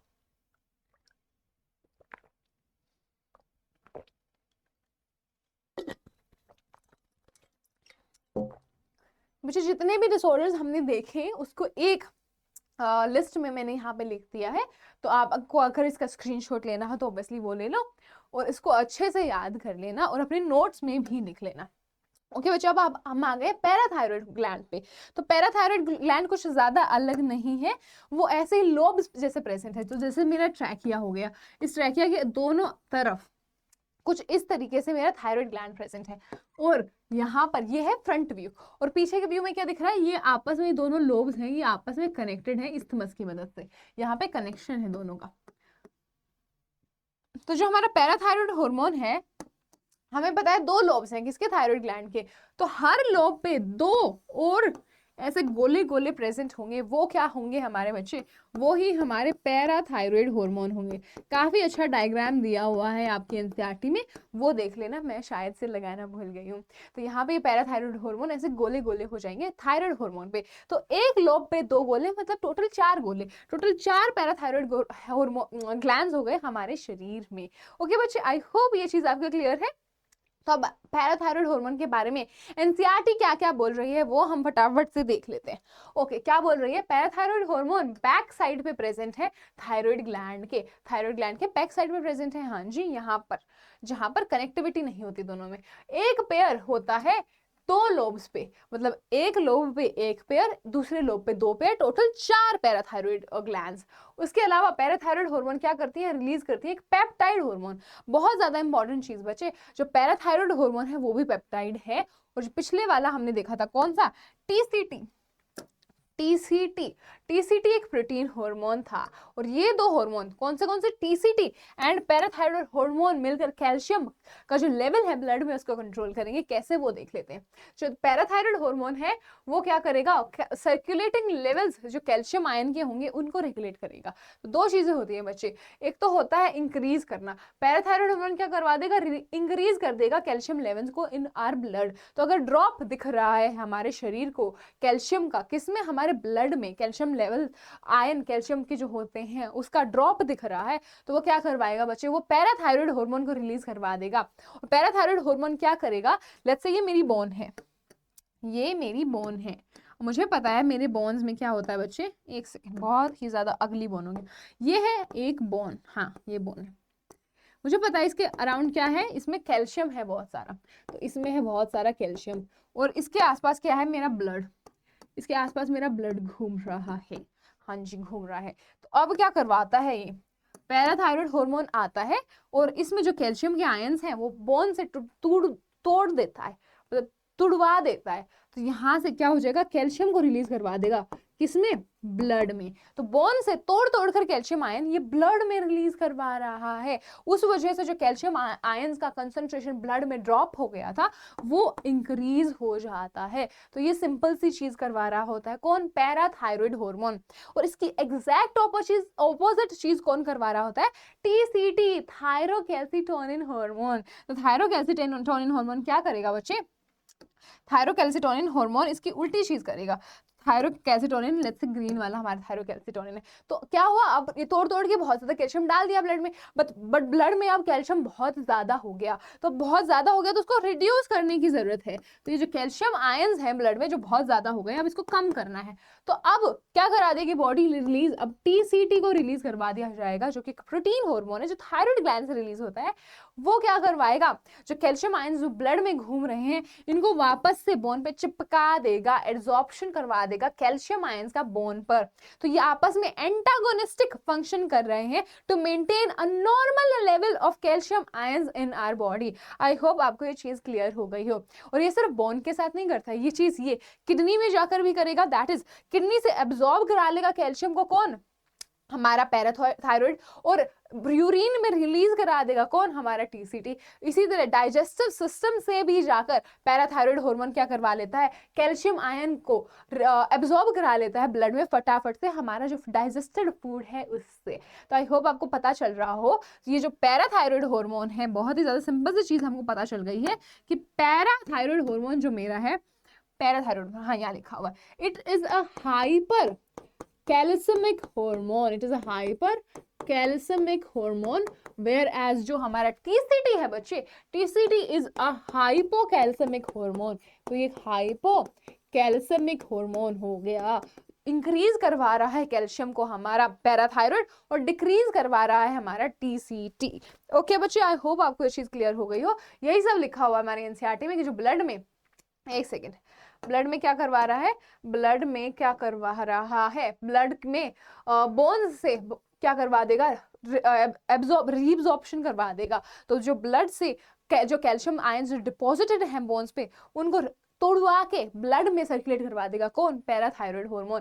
और इस प्रोसेस को हम डेजोलेशन और डीमिनरलाइजेशन ऑफ बोन्स भी बोलते हैं। तो बोन को तोड़ना शुरू हो गया, इसको कमी दिखी कैल्शियम की ब्लड में तो बोन्स को तोड़ना शुरू कर दिया है इसने। ओके बच्चे, और यही चीज टीसीटी इसका ऑपोजिट करता है। तो ये दोनों क्या हो गए, ये दोनों एंटागोनिस्टिक हो गए और इनका टोटल मिलाकर रोल क्या हो गया, कैल्शियम का बैलेंस बनाना हमारे बॉडी में, ताकि ना कैल्शियम बहुत ज्यादा हो जाए ब्लड में और ना ही बहुत ज्यादा कम रह जाए। आई होप ये चीज आपको क्लियर हो गई हो बच्चे। अब हम आ गए थाइमस पे, तो थाइमस पढ़ लेते हैं फटाफट। कुछ ज्यादा मेजर नहीं है ग्लैंड, जितने भी मेजर ग्लैंड थे आई थिंक हमने कर लिए हैं, apart from adrenal gland. Adrenal gland थोड़ा सा और मेजर बच जाता है, उसका फंक्शन वगैरह स्ट्रक्चर वगैरह, तो वो भी हम थोड़ा सा देख लेंगे। तो अगर हम बात करें थाइमस ग्लैंड की बच्चे, जो थाइमस ग्लैंड है ये भी एक लोब्यूलर स्ट्रक्चर है। कहाँ पे लोकेशन है इसका, स्टर्नम के पीछे, तो लंग्स के बीच में, behind the sternum on the ventral side of aorta. तो यहाँ पे क्लियरली इसके लोकेशन का मेंशन किया गया है बच्चे, जो आप अच्छे से पढ़ लेना। ओके, अब थाइमस का अगर रोल देखें तो इसका मेजर रोल क्या होगा, इम्यून सिस्टम में होगा। हमें पता है दो तरीके का हमारा इम्यून सिस्टम होता है, सेल मीडिएटेड वाला और ह्यूमरल वाला। सेल मीडिएटेड वाले में टी सेल का रोल होता है, ह्यूमरल वाले में बी सेल्स का रोल होता है, एंटीबॉडीज का रोल होता है।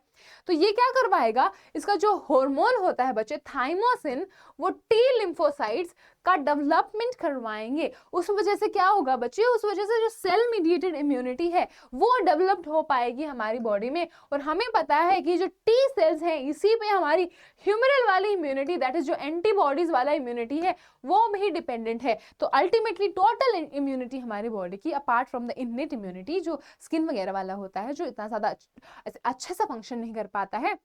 उसके अलावा जो अच्छे से डेवलप्ड वाला टोटल इम्यूनिटी हो गया, ह्यूमरल और सेल मीडिएटेड, दोनों को ये थाइमोसिन्स रेगुलेट करवाएंगे। क्यों? क्योंकि ये डेवलपमेंट करवाते हैं टी लिम्फोसाइट्स का, जिसका रोल दोनों के दोनों इम्यूनिटी में आ जाता है। आई होप बच्चे आपको क्लियर हो गया हो। तो प्रोडक्शन ऑफ एंटीबॉडीज को भी इनडायरेक्टली ये कंट्रोल कर रहा है। ओके बच्चे, तो क्या होगा अगर थाइमस डीजेनरेट हो जाए, जो कि ओल्ड एज में जाकर हो जाता है, तो इस वजह से क्या हो जाएगी, जो इम्यूनिटी है बॉडी में, इम्यूनिटी ओल्ड इंडिविजुअल्स की वो भी काफी ज्यादा कम हो जाएगी, डिक्रीज्ड इम्यूनिटी हो जाएगी। इसी वजह से हमें पता है कि ओल्ड एज में लोगों को काफी ज्यादा इन्फेक्शन का चांस होता है एज कंपेयर टू यंग। तो इसी वजह से, क्यों? क्योंकि जैसे जैसे हम ओल्ड होते जाते हैं वैसे वैसे जो थाइमस है वो डीजेनरेट करता रहता है कंसिस्टेंटली। तो इसी वजह से जो ओल्ड पर्सन का इम्यून सिस्टम है वो वीक हो जाता है। तो बच्चों हमने यहाँ पे थाइमस क्लियर कर लिया है। अब हम आ गए एड्रीनल ग्लैंड पे फाइनली।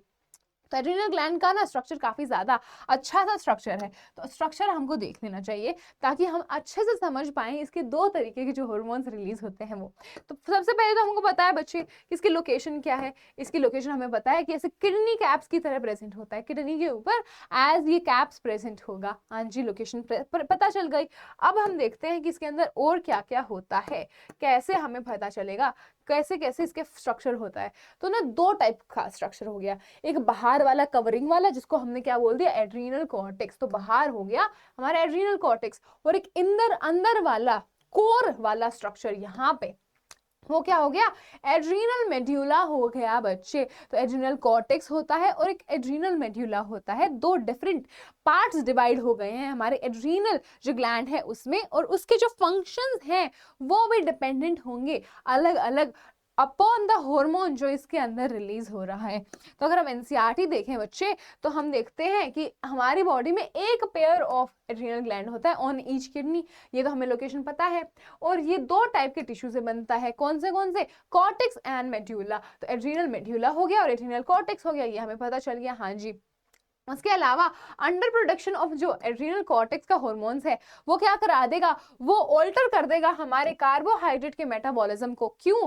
क्योंकि हमारे जो कॉर्टिकल हार्मोन्स हैं वो रिस्पॉन्सिबल हैं मेटाबॉलिज्म के लिए काफी ज्यादा। तो मेटाबॉलिज्म भी डिस्टर्ब हो जाएगा अगर वो हार्मोन्स का लेवल डिस्टर्ब हुआ, और उस डिसऑर्डर को जो हमारे अंदर वीकनेस एंड फटीग कॉज कर देगा, क्योंकि मेटाबॉलिज्म काफी ज्यादा कम हो रहा है, एनर्जी का प्रोडक्शन काफी ज्यादा कम हो गया है, उस वजह से एडिसन्स डिजीज हो जाता है। जो डिजीज हुआ उसको हम एडिसन्स डिजीज बोलते हैं बच्चे। तो हमने यहाँ पे स्ट्रक्चर देख लिया है। हाँ जी, अब हम देख लेते हैं जो कौन से हार्मोन्स एक्चुअली में रिलीज होते हैं इन दोनों स्ट्रक्चर से। तो अगर हम देखें कि एड्रीनल मेड्यूला में दो हार्मोन्स रिलीज होंगे, कौन से, adrenal epinephrine and NOR adrenal और नोर एपिनेफ्रिन। तो बच्चे दो हार्मोन कौन से हैं, ये डबल एफ हार्मोन्स हैं। अब डबल एफ हार्मोन्स क्या होता है, डबल एफ हार्मोन्स होते हैं वही हार्मोन्स जब आप डरे होते हैं बहुत ज्यादा, मतलब आपको डर लग रहा होता है, आप अगर सोचें आपके दिमाग में कि आपके पीछे शेर वगैरह पड़ गया है, तो जो हार्मोन्स रिलीज होंगे उन हार्मोन्स को हम बोलते हैं डबल एफ हार्मोन, मतलब फ्लाइट एंड फाइट हार्मोन। जब आपको भागना हो किसी सिचुएशन से या फिर किसी इंसान से लड़ना हो, तो एकदम रश जो आता है बॉडी में वो इन एपिनेफ्रिन एंड नोर एपिनेफ्रिन की वजह से होता है। और हमें अब पता है कि क्या क्या होगा, इसके फंक्शंस क्या क्या होंगे, वही सारे फंक्शंस होंगे बच्चे जो आपकी डरी हुई या फिर बहुत ही ज्यादा एक्साइटेड सिचुएशन में आपके साथ होता है, मतलब पाइलो इरेक्शन वगैरह। पाइलो इरेक्शन क्या होता है मैम, पाइलो इरेक्शन कुछ नहीं है, बहुत ही ज्यादा फैंसी सा टर्म है जो आपके रोंगटे खड़े हो जाते हैं उसके लिए। तो बच्चे क्या होगा इसमें, इसकी वजह से हमारे जो ये एक तो पहले इमरजेंसी हार्मोन्स कहलाते हैं, क्यों, क्योंकि इमरजेंसी में रिलीज होते हैं,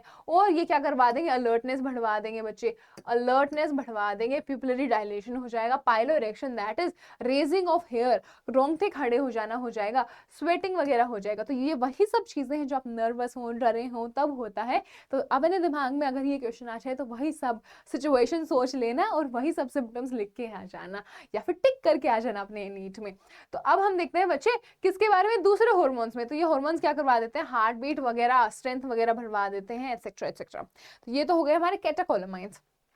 तो ये हो गए कैटाकोलामाइंस, जो कि क्या करवा देंगे, ग्लाइकोजन का भी ब्रेक डाउन करवा देंगे। ग्लाइकोजन क्या होता है बच्चे, glycogen stored form of glucose होता है। तो हमें बहुत ही ज्यादा एनर्जी चाहिए होगी अचानक से जब हम भाग रहे हो या फिर लड़ रहे हो, तो इस वजह से एकदम क्विक सोर्स ऑफ एनर्जी जो ग्लूकोज होता है वो बनवा देता है ये from stored form of energy जो कि ग्लाइकोजन है। तो ग्लाइकोजन का ब्रेकडाउन भी करवा देगा, बढ़ा देगा ग्लूकोज का हमारे बॉडी में। और ये लिपिड्स और प्रोटीन का भी जितने भी स्टोर्ड फॉर्म ऑफ न्यूट्रिशन है सबको ब्रेक डाउन करवा के सिंपलर फॉर्म में करवा देता है, ताकि क्विक सोर्स ऑफ एनर्जी हो लड़ने या भागने के लिए आपके पास। ओके बच्चे, तो आई होप आपको ये क्लियर हो गया हो। अब हम कॉर्टेक्स की बात कर रहे हैं, किसकी, तो ये हमारी हो गई कॉर्टेक्स की बात। अब हम मेड्यूला की बात कर रहे हैं बच्चे, नहीं कॉर्टेक्स की बात कर रहे हैं। तो यहाँ पर हम कॉर्टेक्स के 3 पार्ट्स डिवाइडेड हैं, उसके बारे में देख लेते हैं। सबसे बाहर वाला कहलाएगा बच्चे ज़ोना रेटिकुलरिस। ओके, सबसे अंदर वाला है, सबसे अंदर वाला जो सबसे अंदर वाली लेयर होगी, इसके अंदर ना 3 लेयर्स होती है बच्चे। कैसे कैसे होगा, सबसे पहले ऐसा हुआ, फिर ऐसा, एक सेकेंड बच्चे, ऐसा हो गया, फिर एक ऐसा हुआ, और फिर एक सेकेंड, फिर एक ऐसा हो गया। ये हो गया क्या हमारा कॉर्टेक्स। और इसके अंदर क्या हुआ, फिर इसके अंदर हो गया एक मेड्यूला। तो ऐसा कुछ स्ट्रक्चर प्रेजेंट है। तो इसमें जो 3 लेयर्स हैं उनके तीनों के अलग अलग नाम हैं। तो सबसे अंदर वाली की अगर हम बात करें, मतलब ये वाली लेयर की अगर हम बात करें, तो उसका नाम है रेटिकुलरिस। ज़ोना रेटिकुलरिस की बात चल रही है बच्चे यहाँ पे। ज़ोना रेटिकुलरिस सबसे अंदर वाली हो गई। ज़ोना फेसिकुलेटा कौन सी हो गई, मिडल वाली लेयर हो गई। और ज़ोना ग्लोमेरुलेसा कौन सी हो गई, सबसे आउटर मोस्ट हो गई। तो ग्लोमेरुलेसा कौन सी हो गई, सबसे पहले हमारे पास आ गई फेसिकुलरिस, तो ये हो गई हमारी सबसे अंदर वाली। तो रेटिकुलरिस आ गई सबसे अंदर वाली, तो ये हो गई हमारी रेटिकुलरिस। कौन सी रेटिकुलरिस बची, ज़ोना रेटिकुलरिस। उसके बाद हमारी मिडल लेयर जो कि है हमारी मिडल लेयर ज़ोना फेसिकुलेटा। तो यहाँ पे आ गई ज़ोना फेसिकुलेटा, यहाँ पर ज़ोना फेसिकुलेटा आ गई बच्चे। उसके बाद हमारी आ गई आउटर मोस्ट, और आउटर मोस्ट लेयर है हमारी ज़ोना ग्लोमेरुलेसा। Zona glomerulosa. तो बच्चे स्पेलिंग्स वगैरह सारी चेक कर लेना, बट ऐसा कुछ हो गया। कॉर्टेक्स 3 लेयर्स में डिवाइड हो गया, वो चीज हमने देख ली है। अब अगर हम एड्रिनल कॉर्टेक्स की बात करें तो ये बहुत ज्यादा हार्मोन्स रिलीज करता है।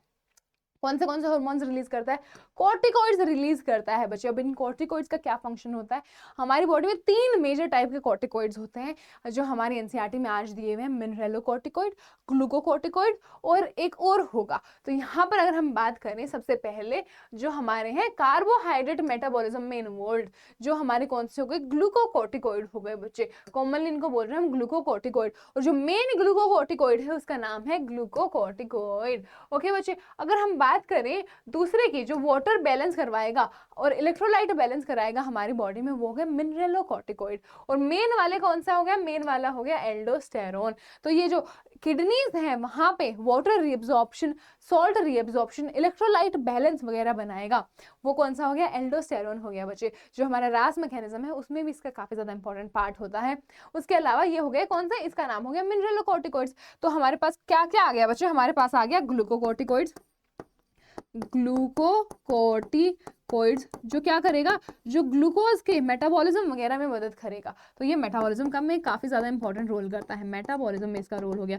दूसरा बच्चे कौन सा हो गया, दूसरा आ गया हमारे पास मिनरेलोकॉर्टिकॉइड्स।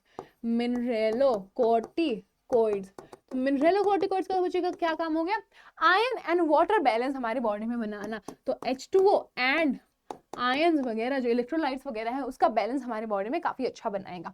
ओके बच्चे, क्लियर। अब हम देखते हैं फर्दर हमारा क्या क्या है। तो ग्लूकोकॉर्टिकॉइड्स क्या करेंगे, ग्लूकोनियोजेनेसिस कराएंगे। ग्लूकोनियोजेनेसिस क्या होता है बच्चे, फॉर्मेशन ऑफ ग्लूकोज करवा देगा। उसके अलावा lipolysis and proteolysis, that is break down of fats and break down of proteins भी ये करवा देगा। उसके अलावा cellular uptake of and utilization of amino acid को भी रोक देगा। तो ब्लड में बेसिकली बहुत ही ज्यादा अमाउंट में जो न्यूट्रिशन है वो बढ़ा रहा है, वो क्या है, ग्लूकोकॉर्टिकॉइड। इसी वजह से जो हमारे ग्लूकोकॉर्टिकॉइड है इसको हम इमरजेंसी हार्मोन, काफी ज्यादा वाइटल फंक्शन वाला हार्मोन भी बोलते हैं। जो इमरजेंसी वाली सिचुएशन होती है, स्टारवेशन वगैरह, उसमें ये काफी ज्यादा रिलीज होता है। ओके बच्चे, जो कोर्टिसोल है, जो मेन वाला हार्मोन है हमारे ग्लूकोकोर्टिकोइड्स का, वो कार्डियोवास्कुलर सिस्टम में भी काफ़ी ज़्यादा इंपॉर्टेंट रोल करता है। ओके, जो हमारा हार्ट ब्लड वेसल्स हैं, जहाँ पे ब्लड फ्लो हो रहा है, वो सब भी ये रेगुलेट करवाता है। उसके अलावा क्या हो गया, ये किडनी में भी फंक्शंस को रेगुलेट करता है। हाँ जी, किडनी के भी फंक्शंस को रेगुलेट करता है। उसके अलावा जो ग्लूकोकोर्टिकोइड्स हैं, पर्टिकुलरली जो कोर्टिसोल वाला जो मेन वाला है, वो क्या करेगा, वो एंटी इन्फ्लेमेटरी रिएक्शंस या फिर जो इम्यून रिस्पॉन्स है उसको सप्रेस कर देगा। तो इन्फ्लेमेशन को भी कम करता है। हमें पता है एलर्जीज वगैरह जो हो जाती है, जो इम्यून रिस्पॉन्स बहुत ही ज़्यादा ट्रिगर हो जाता है, उस केस में होता है। तो हमें पता है इमरजेंसी की सिचुएशन में ऐसी चीज़ें तो अफोर्ड नहीं कर सकते ना। तो बेसिकली ये सब क्या कर रहा है, बॉडी को अडेप्ट कराने के लिए, इमरजेंसी वगैरह के लिए चीज़ें कर रहा है हमारी बॉडी को हेल्प करने के लिए। उसके अलावा जो हमारा कोर्टिसोल है वो क्या क्या करेगा, कोर्टिसोल हमारे आरबीसी प्रोडक्शन को भी स्टिमुलेट करा देगा। तो बॉडी में ब्लड भी ये बढ़ा रहा है। तो काफी ज्यादा वाइटल हार्मोन हो गया है ये हमारे लिए। उसके अलावा अगर हम एल्डोस्टेरोन की बात करें, जो हमारा मेजर मिनरलोकॉर्टिकॉइड था, वो क्या कर रहा है, वो जो रीनल ट्यूब्यूल्स होते हैं उसमें रीअब्जॉर्प्शन करवा देता है, किसका, सोडियम आयंस एंड वाटर का, ताकि वाटर एंड इलेक्ट्रोलाइट बैलेंस बन सके हमारी बॉडी में काफी अच्छा। तो ये ब्लड प्रेशर वगैरह को भी कंट्रोल करने में काफी ज्यादा मदद करेगा। ओके बच्चे, एंड उसके अलावा ये क्या करेगा, एक्सक्रीशन में भी मदद करेगा, किसके, पोटेशियम एंड फॉस्फेट आयंस। तो अब इनका एक्सक्रीशन क्यों हो रहा है, ताकि बच्चे जो ऑस्मोलैरिटी है वो मेंटेन हो पाए, जो इलेक्ट्रोलाइट्स का बैलेंस है वो मेंटेन हो पाए। तो कुछ अगर एब्जॉर्ब कर रहे हैं तो कुछ रिलीज भी करना पड़ेगा, ताकि ऑस्मोलैरिटी जो न्यूट्रल है वो रह सके। ओके बच्चे, उसके अलावा जो हमारा एल्डोस्टेरोन है ये क्या कर पाएगा, हमें मदद कर रहा है to maintain electrolytes and body fluid volume and osmotic pressure and blood pressure in our body. Obvious सी बात है बच्चे, अगर मेरा ये ट्यूब्यूल्स हैं और इन ट्यूब्यूल्स के साइड में कौन सा ट्यूब्यूल्स है, मेरे रीनल ट्यूब्यूल्स हैं, इनके साइड में मेरा जो ब्लड वेसल्स हैं, वो हमें पता है जब हम जो हमारे रीएब्जॉर्प्शन ऑफ एक्सक्रीशन में रीएब्जॉर्प्शन वगैरह देखते हैं, जो एक्सक्रीटा है, जो फिल्ट्रेट है उससे, तो हमें पता है कि अगर यहाँ पे ये H2O निकाल रहा है और इलेक्ट्रोलाइट्स वगैरह निकाल रहा है, तो अल्टीमेटली इससे क्या मिलने वाला है, अल्टीमेटली मुझे पता है इससे मेरा ब्लड लेवल काफी ज्यादा बढ़ जाने वाला है, क्योंकि ब्लड का वॉल्यूम बढ़ रहा है, ब्लड का प्रेशर भी बढ़ रहा है। तो वो सब फंक्शंस ये करवा देगा कौन, एल्डोस्टेरोन। तो उसके अलावा एक थर्ड वाला जो हमारा कोर्टिकोट्रोपिक कोर्टिकोइड्स होते हैं, कोर्टिकोइड हार्मोन थर्ड वाले कौन से हो गए, एंड्रोजेनिक स्टेरॉइड हार्मोन्स बच्चे। तो एंड्रोजेनिक स्टेरॉइड हार्मोन्स क्या होते हैं, उनका फंक्शन क्या होता है वो देख लेते हैं। एंड्रोजेनिक स्टेरॉइड्स हमारे एड्रीनल कॉर्टेक्स से ही रिलीज होंगे और बहुत ही ज्यादा इंपॉर्टेंट रोल प्ले करते हैं ग्रोथ इन एक्सियल हेयर, जो हमारे बॉडी हेयर होते हैं उसकी ग्रोथ में काफी ज्यादा इंपॉर्टेंट रोल प्ले करते हैं। उसके अलावा pubic hair, facial hair during puberty जो ग्रो करते हैं उसमें भी ये काफी ज्यादा मदद करते हैं। तो इनका रोल आ गया है जो बॉडी हेयर का डेवलपमेंट है उसमें। ओके बच्चे, इसी के साथ हमने कॉर्टिकोटॉइड और कॉर्टिकोइड्स हमारे जो हार्मोन्स हैं जो एड्रीनल कॉर्टेक्स से रिलीज हो रहे थे वो कर लिए। उससे पहले हमने नॉरएपिनेफ्रिन एंड एपिनेफ्रिन किए थे जो हमारे मेडुला से रिलीज हो रहे थे। तो आई होप ये जो दोनों तरीके के हार्मोन और जो दोनों तरीके का स्ट्रक्चर है हमारे एड्रीनल ग्लैंड का वो आपको क्लियर हो गया हो। अब हम आ जाते हैं हमारे पेंक्रियास पे। तो हमें पता है बच्चे कि ये एक हेट्रोग्लैंड है। हेट्रोग्लैंड मतलब इसमें एंडोक्राइन फंक्शन भी होता है और इसमें एक्सोक्राइन फंक्शन भी होता है। तो हम आज हमारा मेजरली जो एंडोक्राइन वाला है वो फंक्शन देखने वाले हैं। एक्सोक्राइन फंक्शन इसका जो डाइजेस्टिव सिस्टम है उसमें पढ़ा जाता है बच्चे। ओके, तो हम देख लेते हैं इसके एंडोक्राइन फंक्शंस के बारे में। जो एंडोक्राइन सेल्स होती हैं वो क्या क्या करती हैं। तो अगर हम देखें बच्चे, यहाँ पर हमारे पास एक काफी अच्छा फ्लो चार्ट होगा, कहीं दो एक सेकेंड, क्या हमारे पास फ्लो चार्ट है आज? ओके, नहीं है बच्चे शायद से, या फिर हमने पीछे मिस कर दिया है। एक सेकेंड बच्चे, यहाँ पे ढूंढते हैं उस चार्ट को। काफी ज्यादा अच्छा चार्ट है, आप लोगों को काफी ज्यादा मदद करेगा वो पढ़ने में। तो यहाँ पर है हमारे gonadotrophins, posterior pituitary. Okay okay okay, तो हमारे थाइमस हो गया। हमारे पेंक्रियाज कहाँ चले गए, हमारे पेंक्रियाज नहीं मिल रहे हैं। ओके बच्चे, हम लिख ही लेते हैं इसको, हमारा चार्ट नया बना लेंगे आपके लिए। ओके, नया चार्ट बना लेते हैं। चार्ट खो गया बच्चे, कोई बात नहीं, चार्ट ही खो गया। वाओ, सो रिस्पॉन्स, हाँ जी मिल गया।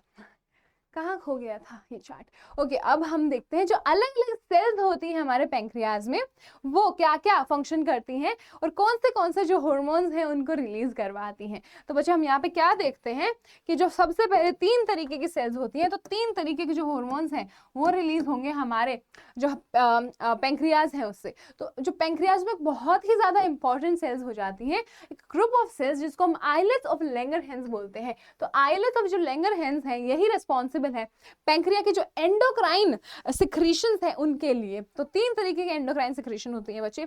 सबसे पहले हो गई अल्फा सेल्स, उसके बाद आ गई बीटा सेल्स और फिर आ गई डेल्टा सेल्स। तो 3 सेल्स 3 अलग हार्मोन्स रिलीज करेंगी। सबसे पहले हो गई अल्फा सेल्स, जो क्या रिलीज कराएगी बच्चे, जो ग्लूकागोन रिलीज कराएगी, ग्लूकागोन हार्मोन। अब ग्लूकागोन हार्मोन का फंक्शन क्या है बच्चे, ग्लूकागोन हार्मोन एक हाइपरग्लिसेमिक हार्मोन है। तो जैसे नाम से पता चल रहा है ये क्या करेगा, इंक्रीज करेगा ब्लड के ग्लूकोज लेवल्स को। तो ये क्या करता है, इंक्रीज करता है ब्लड ग्लूकोज को, और ये इंक्रीज करता है ग्लाइकोजन का ब्रेकडाउन। तो जितनी भी चीजें ग्लूकोज के कंसंट्रेशन को ब्लड में इंप्रूव करने के लिए, इंक्रीज करने के लिए मदद करती है, वो सब कंडीशंस क्रिएट कर देगा। जैसे ग्लाइकोजन का ब्रेकडाउन, ग्लाइकोजन का फॉर्मेशन को रोक देगा।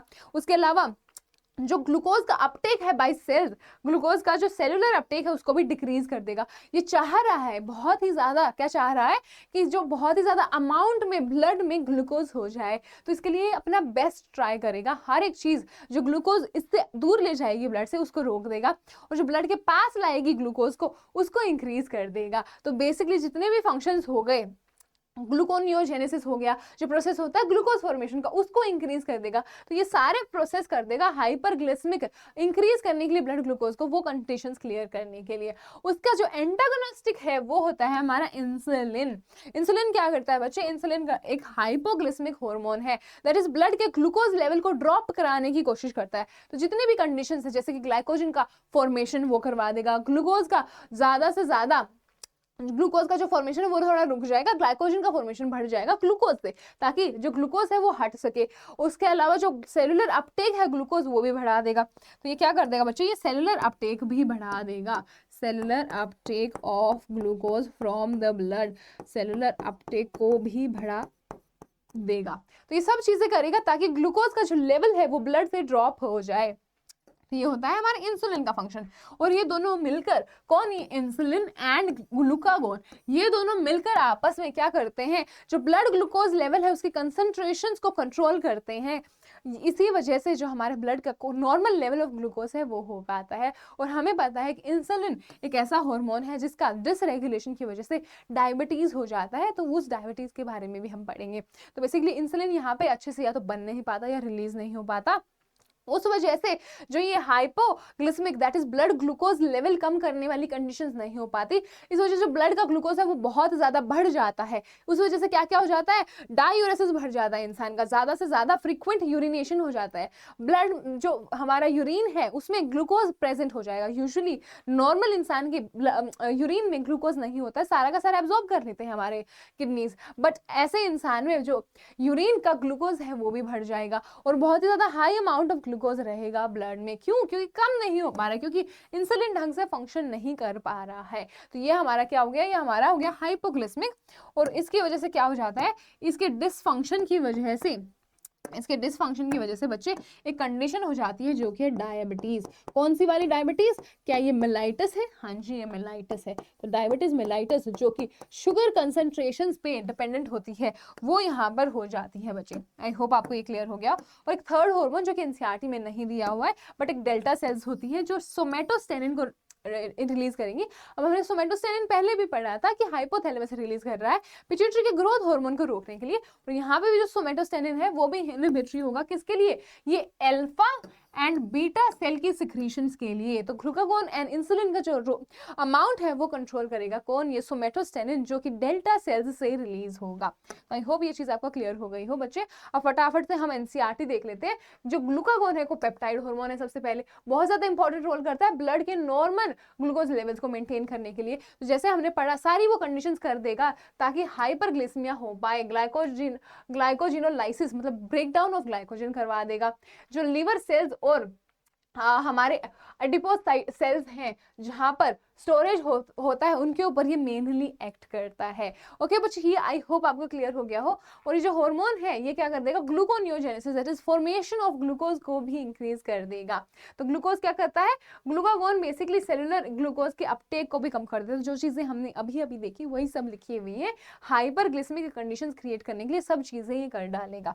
ओके बच्चे, अब हम देखते हैं इंसुलिन को फटाफट। इंसुलिन भी एक पेप्टाइड हार्मोन है अब, और बहुत ही ज्यादा इंपॉर्टेंट रोल करेगा किसमें, रेगुलेशन ऑफ ग्लूकोज होम्योस्टेसिस। तो ग्लूकागोन का एंटागोनिस्टिक हो जाएगा, तो ये क्या करवाएगा, सेलुलर जो अपटेक है ग्लूकोज का उसको बढ़ा देगा। उसके अलावा जो हिपेटोसाइट्स और एडिपोज है इन पे भी काम करेगा और डिक्रीज करा देगा ब्लड के ग्लूकोज लेवल, एब्जॉर्ब करवा देगा हिपेटोसाइट्स और एडिपोज में, ताकि स्टोरेज ऑफ जो ग्लूकोज है वो ग्लाइकोजन की फॉर्म में अच्छे से हो पाए। और इंसुलिन क्या करेगा, conversion of glucose to glycogen काफी ज्यादा करवा देगा, जो जिसको हम ग्लाइकोजेनेसिस बोलते हैं। इसी वजह से जो हमारे दो हार्मोन्स हो गए, कौन से, इंसुलिन एंड ग्लूकागोन, ये एक होम्योस्टेसिस ग्लूकोज के नॉर्मल लेवल्स को मेंटेन करने में मदद करते हैं, और कोई भी डिसफंक्शन एक एबनॉर्मल ग्लूकोज लेवल का कंडीशन क्रिएट करतेगा, जिसे हम डायबिटीज मेलाइटिस बोलते हैं। तो डायबिटीज मेलाइटिस एक कॉम्प्लेक्स डिसऑर्डर है जो किस मदद से हो जाता है, हाइपरग्लिसेमिया, मतलब इंसुलिन अच्छे से नहीं हो पा रहा है, तो कम नहीं करवा पा रहा है ग्लूकोज इंसुलिन, तो क्या हो गया, उस वजह से हाइपरग्लिसेमिया कंडीशंस हो गई। इस वजह से कीटोन बॉडीज वगैरह बन जाती हैं बच्चे, और इंसुलिन अगर इस इंसान को दिया जाए तब वो इंसान ठीक हो जाएगा। अब हम आ जाते हैं हमारे गोनाड्स पे, तो टेस्टिस पे आ गए हम। तो फटाफट से हमने एक ऑब्वियसली जो चार्ट देखा था पिछले वाला, कौन सा चार्ट, उस चार्ट को यहाँ पे ले आए। हाँ जी, हमने एक चार्ट देखा था, फ्लो चार्ट पिट्यूटरी के अंदर, कहाँ पे गया चार्ट, एक सेकेंड बच्चे निकाल लेते। हाँ जी, ये वाला। तो ये जो हमने देखा था इसको उठा लाते हैं आगे, 1 2 3 1 2 3।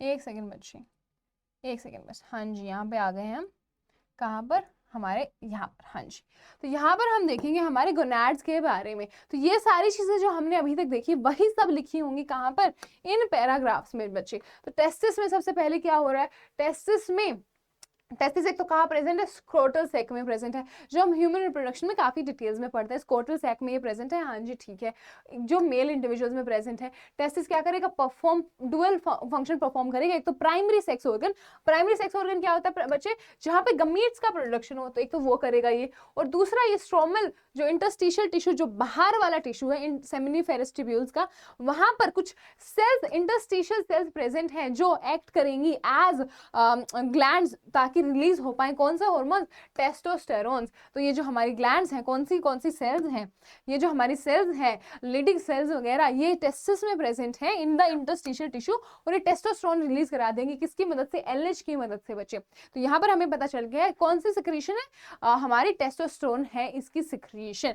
ओके बच्चे, coming to the next one. उसके अलावा जो एंड्रोजन है वो क्या क्या करते हैं, इसका फंक्शन देख लेते हैं। तो development and maturation and the function of male accessory sex organs. तो प्राइमरी सेक्स ऑर्गन कौन सा हो गया मेल्स में, वो हो गया टेस्टिस, जहां पे टेस्टिस में क्या होता है, गमीट्स का फॉर्मेशन होता है। अब एक्सेसरी कौन से हो गए, एपिडिडाइमस हो गया, प्रोस्ट्रेट ग्लैंड्स हो गया, वॉस डिफरेंसेस हो गया, वेसिकल ग्लैंड्स हो गई, सेमिनिफेरस वेसिकल्स हो गई, प्रोस्ट्रेट ग्लैंड, यूरेथ्रा वगैरह, ये सब क्या है, ये सब एक्सेसरी ग्लैंड्स हैं, secondary sexual glands, sorry organs है किसमें, हमारे मेल्स में। तो इन सब की डेवलपमेंट करवाता है एक तो टेस्टोस्टेरोन। उसके अलावा ये क्या करेगा, उसके अलावा ये मस्कुलर ग्रोथ और जितने भी मेल के फीचर्स हैं, facial growth, axillary hair, aggressiveness, low pitch voice, जितने भी सेकेंडरी सेक्सुअल कैरेक्टरिस्टिक्स हैं ऑफ मेल, वो भी ये हमारा टेस्टोस्टेरोन हार्मोन करवा देगा। और ये बहुत ही ज्यादा इंपॉर्टेंट है, spermatogenesis that is formation of sperm में भी काफी ज्यादा इंपॉर्टेंट रोल ये प्ले करता है। अब जो एंड्रोजन्स हैं ये क्या करेंगे, न्यूरल सिस्टम पे एक्ट करेंगे, और ये मेल के sexual behaviour that is libido को भी इन्फ्लुएंस करते हैं बच्चे। और इसके अलावा इसके जो प्रोटीन है, कार्बोहाइड्रेट मेटाबॉलिज्म है, उसके ऊपर भी कुछ इसके जो अफेक्ट्स होते हैं वो हम देखने को मिलते हैं। ओके बच्चों, अब आ जाता है ओवरी पे, जो हमारी लास्ट ग्लैंड है, जो फीमेल गोनैड है। तो अगर हम इसके बारे में पढ़े जल्दी से, तो फीमेल्स में क्या होता है, एक पेयर ऑफ ओवरीज होता है, वो भी कहाँ पे लोकेटेड होता है, एब्डोमेन में लोकेटेड होता है। हाँ जी, तो प्राइमरी फीमेल सेक्स ऑर्गन है, क्यों, क्योंकि ये भी गमीट्स बनाता है, एग यहीं पे बनता है बच्चे। तो अगर हम देखें कि ओवम बनेगा, एक मेंस्ट्रुअल साइकिल में एक ओवम बनता है, हाँ जी। उसके अलावा कुछ हार्मोन जो रिलीज होते हैं, एस्ट्रोजन एंड प्रोजेस्टेरोन, कब कब रिलीज हुए थे वो हमारी टेबल में यहाँ पर है, देखते हैं। तो हमारे पास कब यहाँ पे LH एंड FSH कब कब आए थे, तो LH एंड FSH आए थे एंटीरियर पिट्यूटरी से, तो उन्होंने कॉर्पस ल्यूटियम से, एक तो कॉर्पस ल्यूटियम से रिलीज कराया था, और डेवलपिंग फॉलिकल से हमारे estrogen and progesterone and estrogen release करवाए थे। तो फॉलिकल से सिर्फ एस्ट्रोजन एंड हमारा जो कॉर्पस ल्यूटियम है उससे दोनों के दोनों हार्मोन्स एस्ट्रोजन एंड प्रोजेस्टेरोन ये रिलीज करवा देता है। तो ओवरीज में कौन से सेल्स, फॉलिकल्स, कॉर्पस ल्यूटियम, ये सब सेल्स कौन से हार्मोन्स रिलीज करेंगे, एस्ट्रोजन एंड प्रोजेस्टेरोन। तो एस्ट्रोजन एंड प्रोजेस्टेरोन ओवरी के सिक्रीशंस हो गई बच्चे। तो ovarian follicles and stromal tissue जैसे फॉलिकल्स एंड कॉर्पस ल्यूटियम वगैरह क्या रिलीज करेगा, एस्ट्रोजन एंड प्रोजेस्टेरोन। अब इसका क्या फंक्शन है, इनका फंक्शन है काफी सारे, जो भी फीमेल के सेकेंडरी सेक्सुअल कैरेक्टरिस्टिक्स हैं वो करना। तो जो ग्रोइंग ओवेरियन फॉलिकल है, जैसे कि हमने देखा एस्ट्रोजन रिलीज करेगा। जो रप्चर्ड फॉलिकल है उसको हम बोलते हैं कॉर्पस ल्यूटियम, वो क्या रिलीज करेगा, कॉर्पस ल्यूटियम क्या रिलीज करेगा, प्रोजेस्टेरोन रिलीज करेगा बच्चे। ओके, आई होप आपको ये चीज क्लियर हो गई हो। अब हम देखते हैं कि एस्ट्रोजन क्या करते हैं, बहुत ही ज्यादा वाइड रेंज के एक्शंस को कंट्रोल करते हैं, जैसे कि फीमेल सेकेंडरी सेक्स ऑर्गन्स का डेवलपमेंट, ओके, जैसे कि मेमोरी ग्लैंड्स वगैरह उसका डेवलपमेंट करवा देती हैं, और appearance of female sexual characters जैसे कि हाई पिच वॉइस वगैरह भी ये अपने कंट्रोल के अंदर रखता है। तो एस्ट्रोजन और प्रोजेस्टेरोन की वजह से जितने भी सेकेंडरी फीमेल सेक्सुअल कैरेक्टरिस्टिक्स हैं वो कंट्रोल होते हैं बच्चे। और जो हमारे एस्ट्रोजन है वो क्या करेंगे, फीमेल सेक्सुअल बिहेवियर को भी कंट्रोल करेंगे। आई होप ये चीज आपको क्लियर हो गई हो। और हमें पता है प्रोजेस्टेरोन जो ऐसा हार्मोन है जो सपोर्ट करता है प्रेगनेंसी को भी, तो ड्यूरिंग प्रेगनेंसी प्रोजेस्टेरोन काफी ज्यादा इंपॉर्टेंट रोल प्ले करता है, ये चीज हमको पता चल गई है। प्रोजेस्टेरोन है क्या करेगा, मेमोरी ग्लैंड्स पे भी एक्ट करेगा और स्टिमुलेट कर देगा क्या, formation of alveoli, that is differentiation of memory cells करा देगा ताकि मिल्क का सिक्रीशन हो पाए बच्चे। आई होप आपको ओवरीज क्लियर हो गए हो। अब हम देखते हैं हार्मोन्स जो उन सेल्स से रिलीज होती हैं जो ग्लैंड्स में नहीं प्रेजेंट है, जो थोड़े से डिसऑर्गेनाइज्ड अलग अलग जगह पे प्रेजेंट है। तो कौन से हैं, सबसे पहले हम ANF की बात करते हैं, दैट इज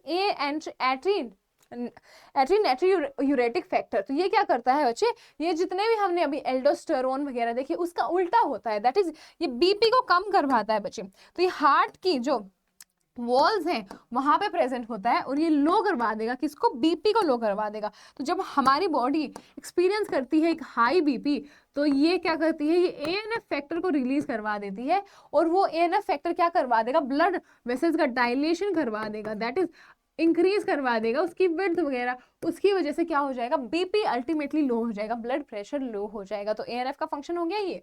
उसके अलावा हमारे पास क्या होता है बच्चे, उसके अलावा हमारे पास होता है that is it would reduce blood pressure. I hope ये चीज आपको क्लियर हो गई। ANF ब्लड प्रेशर को रिड्यूस करा रहा है, तो एल्डोस्टेरोन, एंजियोटेंसिन ये सब के उल्टा काम कर रहा है ये। ओके, उसके अलावा हमारी जो JG सेल्स होती हैं किसमें, किडनी में, वो एक पेप्टाइड हार्मोन प्रोड्यूस करेंगी, कौन सा, एरिथ्रोपोइटिन, जो क्या करवाएगा, एरिथ्रोपोइसिस करवाएगा, that is formation of RBC करवाएगा। तो ये फॉर्मेशन ऑफ RBC करवा देता है। उसके अलावा कौन सी एंडोक्राइन सेल्स, हमारे पास पता है कि एंडोक्राइन सेल्स प्रेजेंट होती है कुछ एलिमेंट्री कैनाल में भी, गट में भी, गट के लाइनिंग में भी कुछ सेल्स प्रेजेंट होती है, गैस्ट्रो इंटेस्टाइनल ट्रैक जिसको हम बोलते हैं GIT ट्रैक। तो GIT ट्रैक में भी कुछ सेल्स प्रेजेंट होती हैं, वो काफी सारे हार्मोन्स रिलीज करवाती है, कौन से, पेप्टाइड हार्मोन्स रिलीज करवा देती है। कौन से नाम के बच्चे, गैस्ट्रिन हो गया, सिक्रिटिन हो गया, CCK that is कोलेसाइटोकाइनिन gastric inhibitory peptide GIP। ये 4 हार्मोन हो गए जो हमारी गैस्ट्रो इंटेस्टाइनल ट्रैक्ट के सेल्स, एंडोक्राइन सेल्स रिलीज कर देंगे। तो हमने ये वाले भी देख लिए हैं। उसके अलावा जो हमारा GIP है वो क्या करता है बच्चे, GIP gastric secretion and motility को भी इम्पेक्ट करता है। और उसके अलावा हमारे पास कुछ नॉन एंडोक्राइन सिक्रीशंस भी हैं बच्चे, जो क्या करेगा, हमारे ग्रोथ फैक्टर्स कहलाते हैं, जो एक नॉर्मल ग्रोथ के लिए, एक इंसान की नॉर्मल ग्रोथ के लिए रिक्वायर्ड होते हैं। अब हम देख लेते हैं कि मैकेनिज्म क्या होता है हार्मोन एक्शन का। यहाँ पे देखते हैं बच्चे, तो हम यहाँ पे एक स्ट्रक्चर लेंगे जिस स्ट्रक्चर को हम बोलेंगे प्लाज्मा मेम्ब्रेन। तो यहाँ पर क्या है बच्चे, यहाँ पर हमारे पास आ गया प्लाज्मा मेम्ब्रेन। तो यही वही बैरियर है जो एक सेल को क्या करता है, बाहर के एनवायरनमेंट से अलग करता है। तो लेट्स से उसके अंदर मेरा न्यूक्लियस प्रेजेंट है, न्यूक्लियस के अंदर मेरा DNA प्रेजेंट है, और इस DNA के ऊपर कुछ डायरेक्ट रिसेप्टर्स प्रेजेंट हैं। ओके जी, एक तो ये हो गया। एक सेल में साइटोप्लाज्म में कहाँ पर, कहीं पर कुछ रिसेप्टर्स पड़े हैं, ओके जी, ये भी हो गया। उसके अलावा कुछ रिसेप्टर्स प्लाज्मा मेम्ब्रेन पर भी प्रेजेंट है, ओके जी, ये भी हो गया। तो अब क्या होता है बच्चे, हमारे पास दो तरीके के हॉर्मोन्स होते हैं। अब हमें पता है कि ये प्लाज्मा मेम्ब्रेन किससे बना है, ये लिपिड्स का बना हुआ है। तो ये लिपिड्स का बना हुआ है, तो ये क्या करेगा, ये सिर्फ लिपिड सोल्यूबल चीजों को ही इसके थ्रू जाने देगा। तो अगर हमारे पास दो तरीके के हार्मोन आए, कौन से, lipid soluble hormones, lipid soluble hormones और वाटर सोल्यूबल हार्मोन्स, दूसरे कौन से है, वाटर सोल्यूबल हार्मोन्स। तो रटने वटने की कोई जरूरत नहीं बच्चे, सीधा ट्रिक है कि जितने भी हमारे कौन से पेप्टाइड वाले हार्मोन्स, कौन से peptide hormones, protein hormones and amino acid hormones, ये सब क्या आ गए, वाटर सॉल्युबल में आ गए। और उसके अलावा जितने भी बचे कौन से, स्टेरॉइड वाले हार्मोन। स्टेरॉइड हार्मोन्स कौन से आते हैं बच्चे, एड्रीनल कॉर्टेक्स के हार्मोन्स, सेक्सुअल गोनैड्स के हार्मोन्स, उसके अलावा हमारे आइडो वाले हार्मोन्स भी, स्टेरॉइड प्लस आइडो वाले hormone, that is thyroid gland के दो hormones T3 and T4, थायरोकैसिटोनिन, TCT नहीं, क्योंकि TCT तो बच्चे प्रोटीन वाला हार्मोन होता है। पैराथायराइड का दैट इज पेप्टाइड वाला हार्मोन भी नहीं, वो भी वाटर सॉल्युबल हो गया।